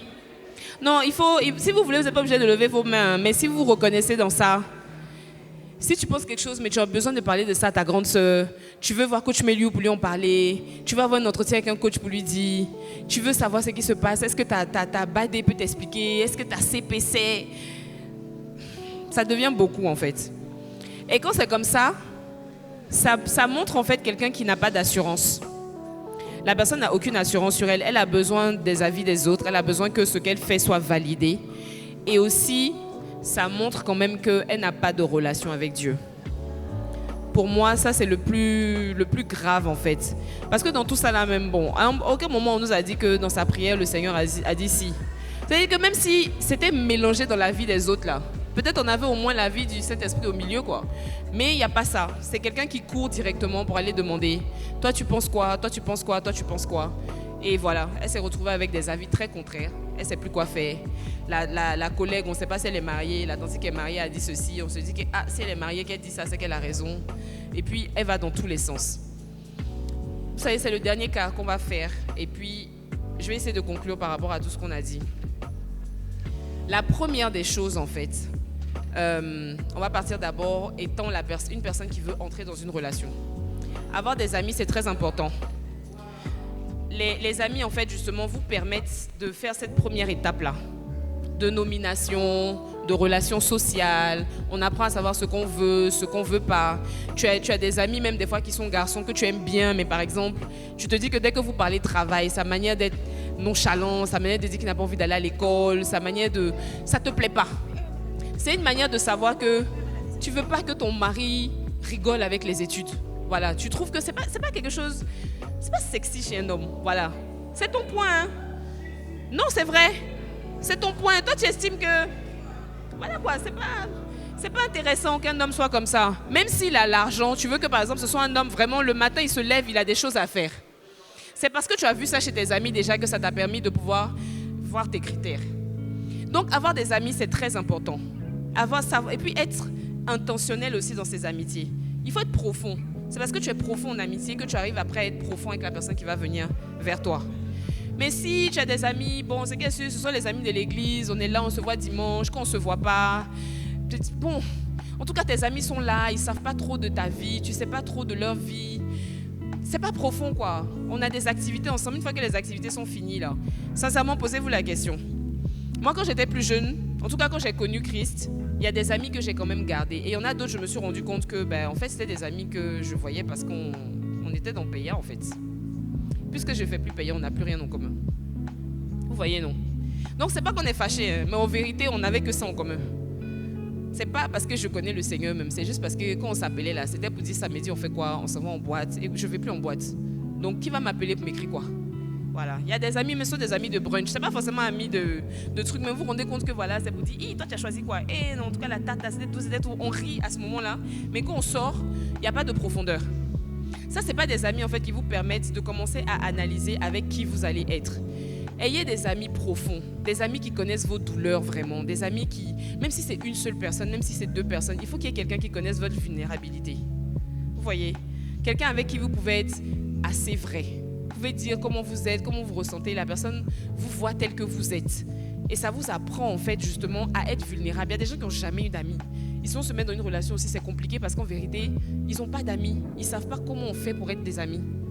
Et c'est compliqué dans une relation. Avoir quelqu'un qui n'a pas l'habitude de se confier, quelqu'un qui n'a pas l'habitude d'être vulnérable, ne soyez pas ces personnes-là. Et regardez autour de vous si des gens sont comme ça. Soyez peut-être ces personnes qui vont leur donner ce safe space en fait, pour pouvoir changer. Parce que ça peut être difficile dans une relation d'être avec quelqu'un qui ne sait pas s'ouvrir. Vous voyez, si tu es cette personne, travaille sur toi. Si tu es une personne à côté de toi comme ça, travaille sur elle. Parce que c'est ton ami. Vous voyez ce que je veux dire ou pas? Ok. Pour moi, en fait, en tout cas, c'est l'expérience que j'ai faite. Si tu pries vraiment, Dieu va déjà te donner son avis sur la personne avec qui tu veux être. Ce qui va faire que des fois même là, en fait, si Dieu te donne son avis, même toi-même ton avis part en dessous de l'avis de Dieu. Je vous assure, si tu sais que Dieu t'a parlé, Dieu peut t'avoir dit des choses que toi-même tu n'avais pas encore vues. Mais parce que Dieu t'a dit et que tu sais que c'est Dieu, tu sais où tu dois aller. Mais si directement ce sont les hommes qui te donnent leurs avis sur des personnes, tu peux avoir déjà dépassé même la bonne personne. Ce que je peux dire aussi, sachant que vous êtes assez jeune, vous n'êtes pas obligé d'attendre en fait d'avoir fini toute votre vie, genre d'être devenu CEO avant de vous marier. Parce qu'il y a quelque chose en fait de chic. La Bible même dit la femme de ta jeunesse. La Bible ne dit pas la femme de ta maturité. Quand vous entendez Coach Meliou nous parler de Coach Moïse et tout ça là, des personnes qui se sont rencontrées quand ils avaient 17 ans, 18 ans, bon, quand apôtre Axel Lévy a parlé, on a dit faut pas, il va trop parler. Mais vous pouvez avoir quelqu'un qui est votre ami depuis qu'il a 17 ans, 18 ans. Vous avez eu le bac ensemble. Vous avez commencé à faire vos études, vous avez commencé à vous connaître, vous avez appris ce que c'est en fait que de changer ensemble.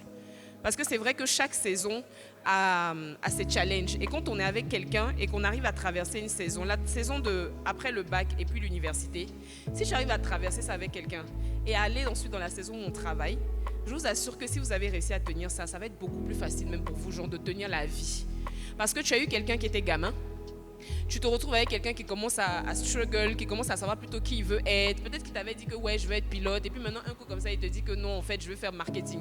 Vous voyez la différence que ça fait? Tu rêvais avec quelqu'un de voler partout, puis un coup lui il te dit que non, finalement c'est marketing qui me plaît. Mais tu as réussi à l'aimer au travers de ça. Tu as réussi à voir que bon, bah ok, on ne sera pas super riche, parce que marketing là, tu as fait quoi dedans? Et puis tu le suis, et puis bah écoute, un jour, il nous sort une application, il nous fait une entreprise là, et puis finalement, vous montez ensemble, vous voyez. Quand tu apprends à connaître quelqu'un dans toutes ces saisons-là, tu sais que si la personne a des challenges, si elle a des changements en grandissant, en prenant de la maturité, vous pouvez tenir parce que vous avez Dieu. Mais si vous décidez que vous voulez vous construire entièrement d'abord, avant de chercher quelqu'un là, vous n'allez peut-être même pas lui donner la place nécessaire en fait. Il y a des personnes qui ont voulu rester célibataires pendant longtemps, le temps de devenir parfait. Et maintenant là, on ne peut pas changer la fourchette de place de fourchette dans ta maison. Ou toi tu places telle chose, on ne peut pas faire. Toi tu manges à 20h, la personne mange à 21h30, on ne peut plus manger ensemble. Il y a des personnes qui se sont matrixées comme ça pendant des années en se disant qu'elles se préparent, mais au final elles sont juste seules en fait. Elles se sont préparées à vivre seules. Donc les amis que vous avez là vous permettent déjà de pouvoir les rentrer dans votre quotidien de tous les jours et ne vous fixez pas des objectifs incroyables. Je vais me marier à 28 ans parce que je me... Seigneur. Nous qui sommes déjà assez grands là, qui a fait ce genre de plan là? Mais moi, je devais me marier à 26 ans. Je devais me marier à 26 ans, je devais finir de faire mes enfants à 30 ans. Et puis genre, refaire ma vie. Je me suis mariée à 30 ans. Voilà, donc ça a changé tous mes plans. Mais Dieu se rit de ça en fait. En général, quand tu dis que oui, moi je vais finir mes études. Ensuite, quand je vais finir mes études, je vais voyager pendant 2 ans. Ensuite, quand je vais voyager pendant 2 ans, après je vais rencontrer mon mari la 3e année. Quand je vais le rencontrer la 3e année, on va se marier dans 3 ans. Guys, c'est ça. Proposez peut-être, mais laissez Dieu disposer. Vous voyez, laissez Dieu disposer de vos relations et mettez-le avant toute chose. Le Seigneur répond à toutes les questions. Franchement, toutes les questions. Tu rencontres quelqu'un, va directement prier pour dire Seigneur, voilà, j'ai rencontré telle fille, j'ai rencontré tel garçon. Même pour une fille, hein. On ne prie pas que pour son cheminant. Hein. On prie pour les amis qu'on a autour de nous. Ce sont des connexions. Voilà. Donc, dès que tu sais que tu as un feeling avec quelqu'un, dis directement à cette personne, dis directement à Dieu, Seigneur, je veux te confier la personne que je viens de rencontrer aujourd'hui. Voilà, on a passé un très bon moment ensemble. Qu'est-ce que cette personne va pouvoir être pour moi? Voilà. Si elle a une connexion, est-ce que c'était juste pour aujourd'hui? Voilà, voilà. Bon. Maintenant, le docteur a fini, non? Là, nous avons le professeur en chef. Nous avons le fondateur de l'entreprise, de l'université, du laboratoire des sciences et relations sociales, qui va venir vous faire une conclusion, un propos spirituel et très, très fort. Coach Meliou, are you ready? Amen, amen, amen, amen.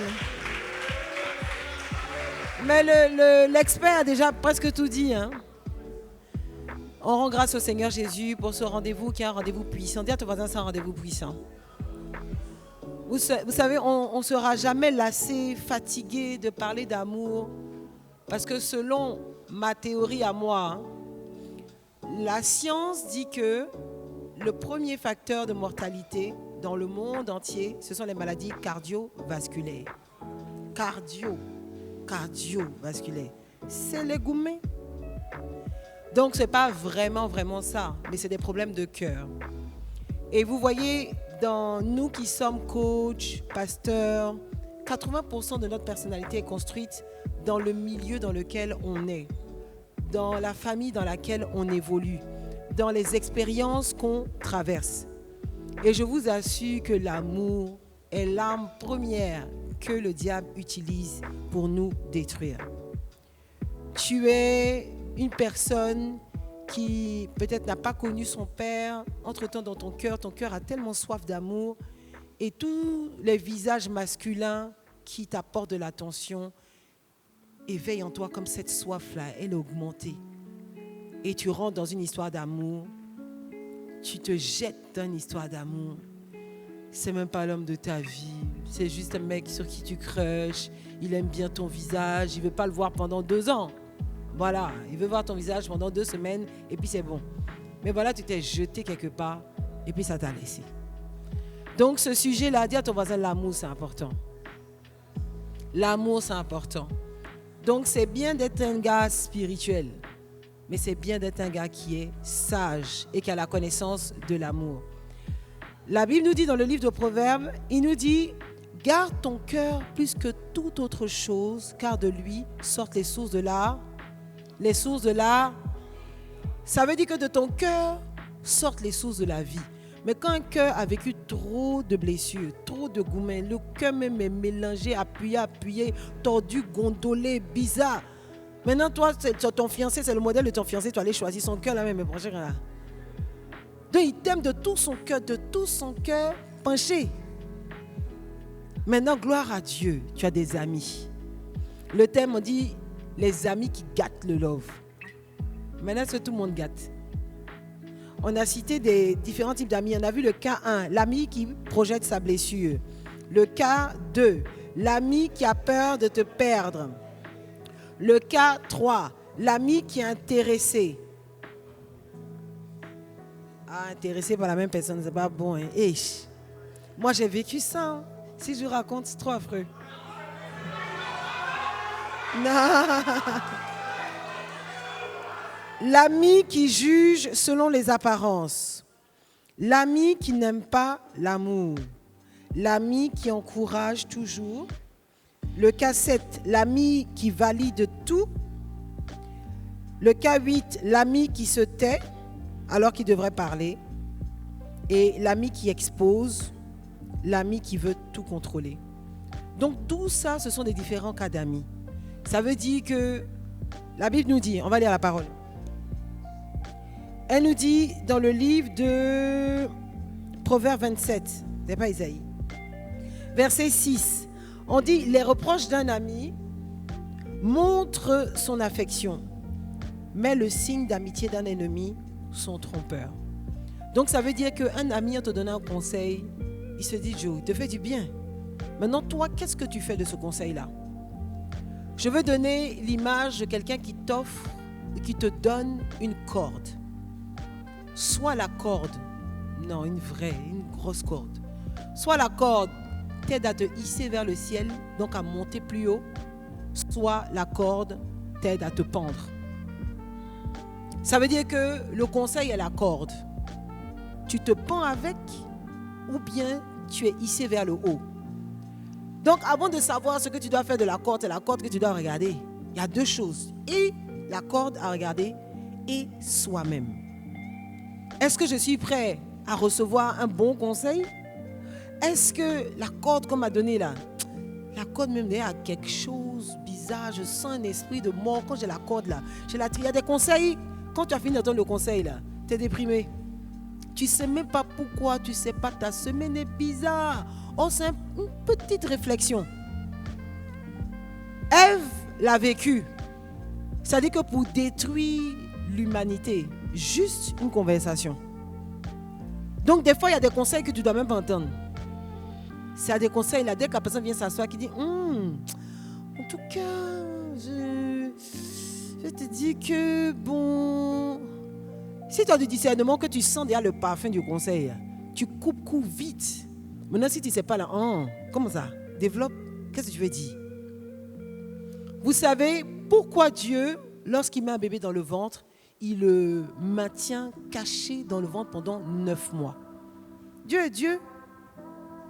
Vous avez eu des rapports, le lendemain, pouf! Le jour d'après, comme Kirikou, pouf! Et puis, maman, lave-moi! Dieu est capable. Attends, il crée des tissus. Pourquoi il va prendre 9 mois pour créer les tissus? Il peut créer ça en 9 minutes. Et puis en un jour, l'enfant naît.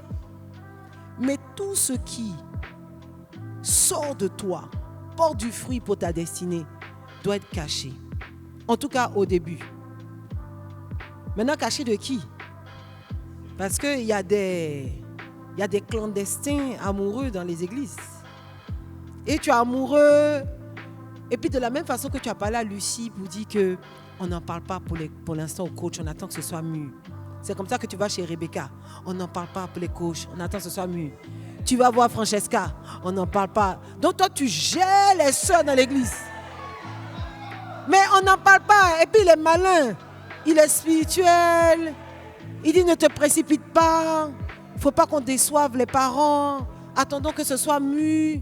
En temps, il gère les différents dossiers. Donc quelqu'un qui veut trop cacher les suspects. J'ai aimé le témoignage de coach Mélissa. Elle dit dès que coach Arthur est venu la voir pour dire qu'elle l'aime, elle dit fais une lettre à Pasteur Mohamed. Tu as courage, non? Va faire une lettre à Pasteur Mohamed pour dire que tu m'aimes. Si tu as le courage de te lever pour faire un courrier pour dire que tu l'aimes, c'est que vraiment tu l'aimes. Donc les sœurs, souvent on aime tellement s'emballer, bon, c'est pas le lieu d'en parler, mais le frère t'offre une crêpe.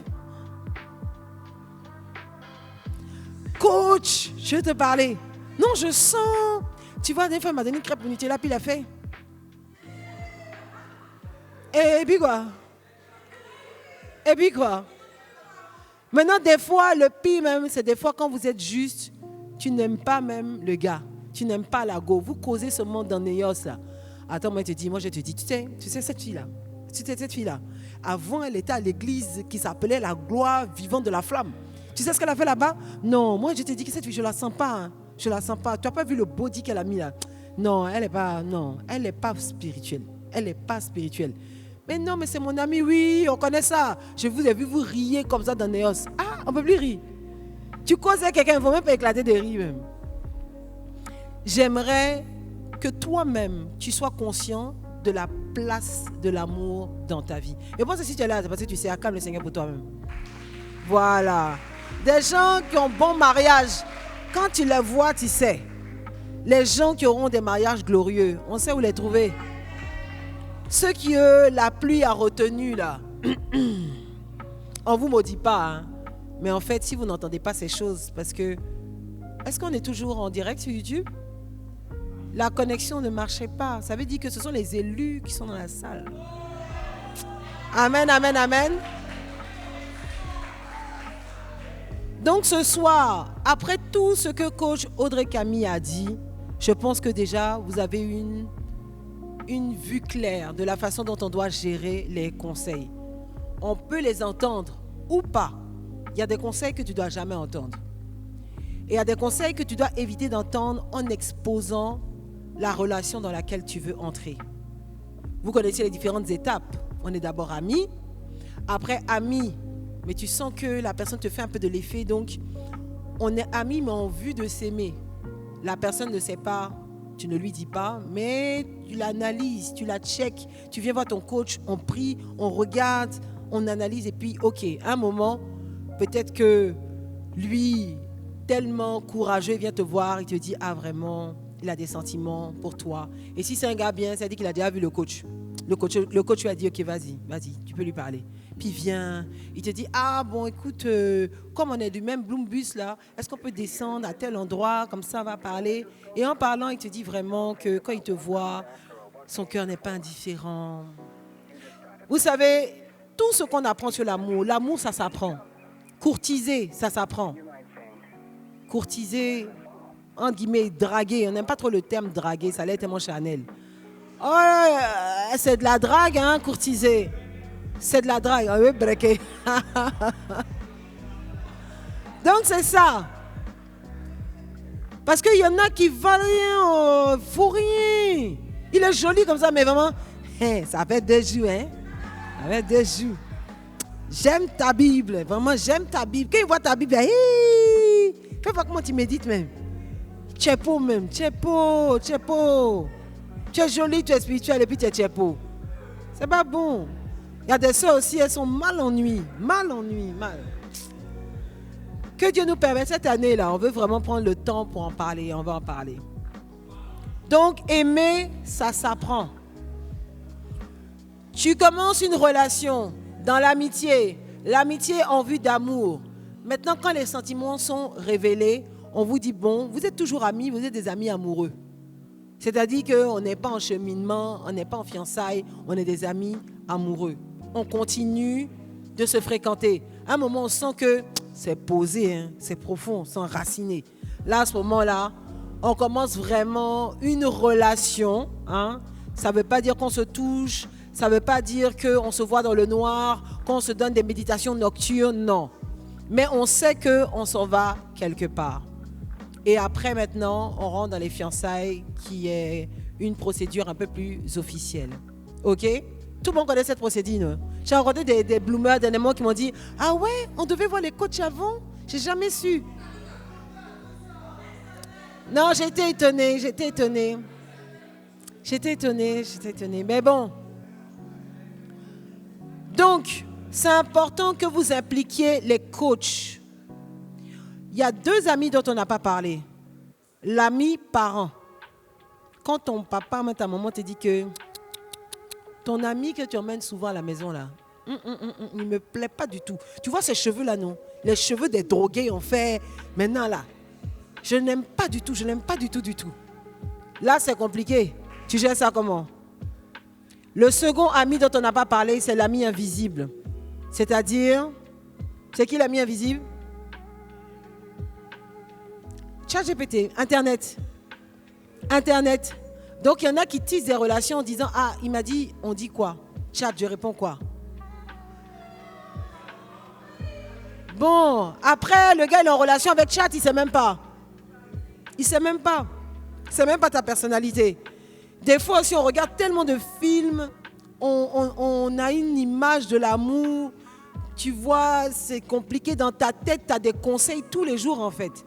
Mais pour toi, tu ne fais pas attention alors que la télé, ça te matrixe. On va se tenir debout, on va prier. Afin que Dieu te donne d'être une personne qui soit sage. On a parlé de l'ami qui gâte, mais est-ce que ce n'est pas toi-même, cet ami-là? Parce que souvent, tu penses que l'ami veut gâter ton love. Oh, toi-même, tu es un gâteur de love. Souvent, on veut protéger, mais tu ne connais même pas le cœur de la personne que l'autre aime, mais tu ne la sens pas. Au moins, la personne, avant, elle était braqueuse. Toi, tu te souviens de son passé de braquage. Bon, c'est un peu compliqué. La Bible nous dit que le meilleur des amis que nous avons, c'est le Saint-Esprit. Le problème, c'est que quand on est amoureux, le réseau est brouillé. On est mal embrouillé. On est souvent très spirituel jusqu'à ce qu'on soit amoureux. dès qu'on est amoureux, tout sur le coach dit là. Coach parle trop, non. Trop les théories, on est sur la tête, trop les théories. Quand on est amoureux, le Saint-Esprit te donne des signes, mais tu ne lis pas. C'est quand ça se gâte là. Tu as dit oui, c'est pour ça que j'avais compris que le jour même, il m'avait demandé ça, Ce jour-là, mais il n'avait plus. Le Saint-Esprit m'a dit ne sors pas. Mais je pensais que c'était à cause de la pluie. Dis à ton voisin, garde les yeux ouverts. Garde les yeux ouverts. En règle générale, les histoires d'amour où on parle trop dedans, en règle générale, c'est jamais de bonnes histoires. Ouais, quand tu vois qu'il y a beaucoup de gens qui mettent leur bouche dedans là, souvent on dit notre amour est trop combattu, je ne sais pas pourquoi les gens nous combattent. En fait, on ne te combat pas, c'est toi ceux qui ne voient pas en fait. Tout le monde voit, mais il n'y a que toi qui ne vois pas. Et puis personne ne nous connaît, ne connaissent pas notre histoire d'amour. Je vous ai raconté, coach Moïse et moi, quand on était fiancés, on se ressemblait tellement. Il était trop comme moi, il était drôle, extraverti, en même temps profond, il aimait certaines choses, et puis surtout il n'aimait pas le foot. Un mec qui n'aime pas le foot, c'est rare quand même. Voilà. Donc franchement, je disais, mais vraiment, on est trop pareil. Quand on s'est marié, je suis venue m'asseoir devant Dieu. Dieu, donc toi tu aimes les problèmes en fait. Des gens qui ne se ressemblent pas comme ça, toi tu les mets ensemble, toi tu aimes les problèmes, c'est quelle équation? Tu vois le monsieur, il ne me ressemble pas, il est trop différent, il a ça. Mais où est parti le fiancé qui me ressemblait? Je l'ai cherché, ce fiancé. Il était là à côté de moi, sauf qu'il ne me ressemblait pas tant que ça. Pourtant, quand on s'aimait en tant que fiancé, il me ressemblait. Qu'est-ce qui s'est passé?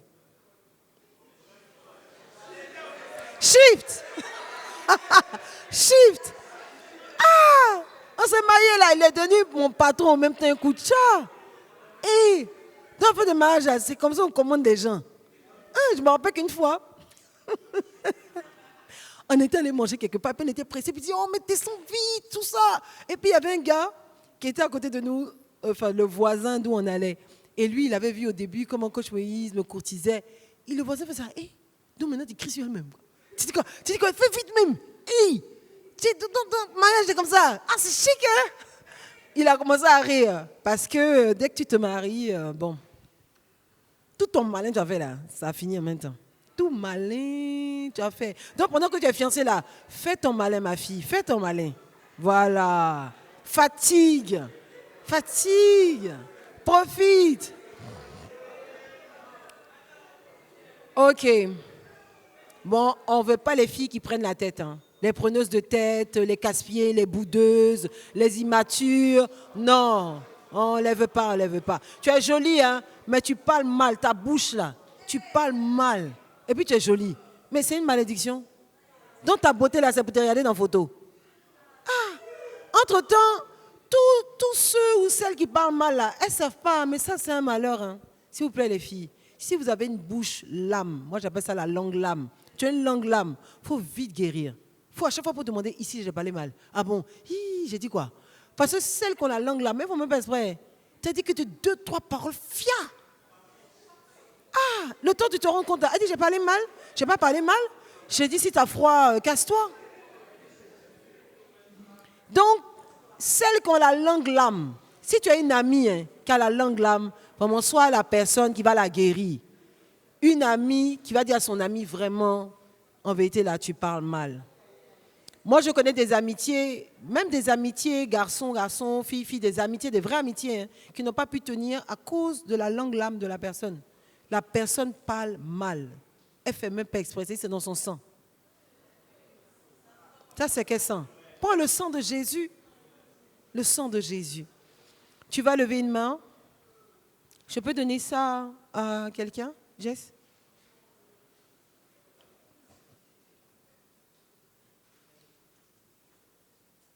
Ok. Tu vas lever une main et tu vas mettre une autre sur ton cœur. J'aimerais que ce soir tu t'engages à ce que Dieu soit vraiment celui qui te conduise. On ne choisit pas forcément la personne dont on tombe amoureux. Donc quand c'est le mauvais pion, c'est très très gênant. Très très gênant d'entendre la vérité, très très gênant de devoir faire marche arrière ou de renoncer, c'est très compliqué. Mais j'aimerais que tu t'engages devant Dieu que ta vie amoureuse lui soit soumise.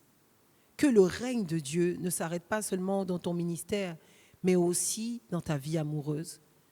J'aimerais que tu parles avec tes propres termes en disant, Saint-Esprit, je sais d'où je viens, je sais ce que j'ai reçu comme éducation, je sais ce que je veux, je sais ce que j'attends, mais mon désir, c'est que ma vie amoureuse te soit soumise. Élève la voix et parle avec tes propres termes.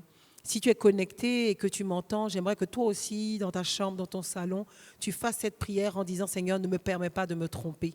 Donne-moi d'avoir un ami qui pourrait éveiller mon attention. Un ami qui pourrait me donner de me poser des questions.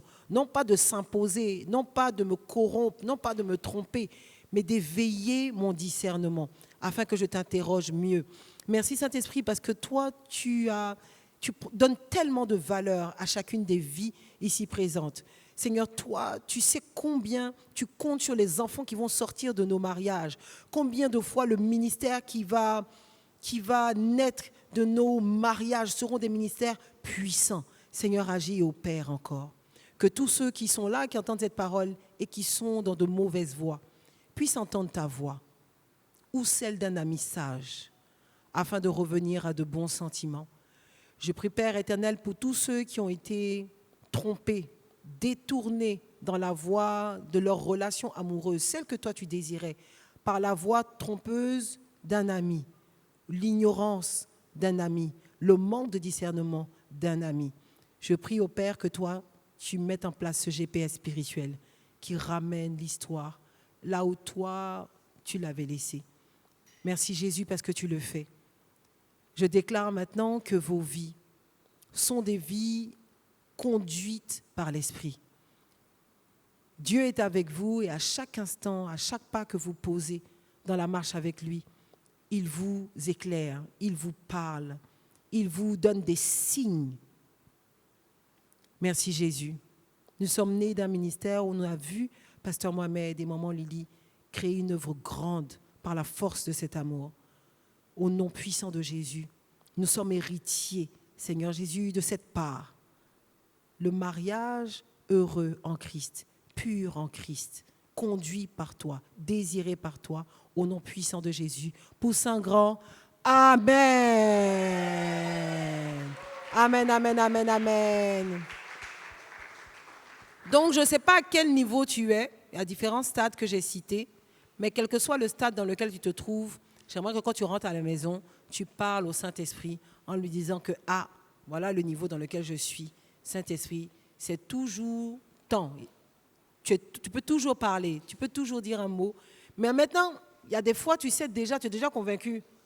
Tu es déjà sur la bonne voie.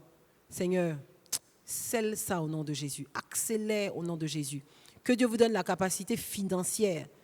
J'ai entendu tout à l'heure des personnes qui parlaient, il faut d'abord de l'argent. C'est une mentalité mondaine. Ça, c'est se soumettre à maman. En général, quand un mec a déjà de l'argent, il est déjà un trop bon candidat pour beaucoup de filles. C'est celle qui est spirituelle, qui a vu l'homme avant qu'il soit accompli, là. C'est celle-là qui a de la valeur. S'il faut que tu aies de l'argent avant qu'on t'aime, non. Vous commencez votre histoire d'amour. Dès que vous allez vous approcher du mariage, Dieu va donner les salaires qui valent la dimension dans laquelle vous vous faites rentrer. Mais quand vous dites, il faut d'abord avoir l'argent, vous vous soumettez à maman. Sans argent, pas d'amour. Sans argent, une fille, tu es déjà fiancée, elle veut que tu payes sa pommade, son gloss, la facture de sa maison. Elle a des problèmes spirituels. Elle a des problèmes spirituels. Maintenant, tu ne vas pas l'inviter à manger et puis tu n'as pas l'argent. On finit de manger maintenant, ça fait 2000. J'ai oublié mon portefeuille là. Tu n'as pas 2000 là? Non, les enfants de Coach Moïse, les fils de Coach Moïse, ils ne font pas ça. Ils ne sont pas ici. Non, ils ne sont pas ici. Amen. Merci Seigneur Jésus pour ce ARS. Merci pour ta grâce. Merci pour cette soirée. Merci parce que malgré la pluie, plusieurs ont bravé le temps et pour venir entendre ta voix. Seigneur, je prie qu'ils soient favorisés dans les relations qu'ils entament ou qu'ils vivent déjà, qu'ils soient favorisés au nom de Jésus. Amen. Donc, avant de partir, tu peux faire ton offrande de grâce, ton offrande pour sceller ton histoire, ton offrande pour commencer ton histoire, ton offrande pour discerner ton histoire au nom de Jésus. Les paniers sont devant, tu fais ton offrande et tu sors. Dieu te bénisse.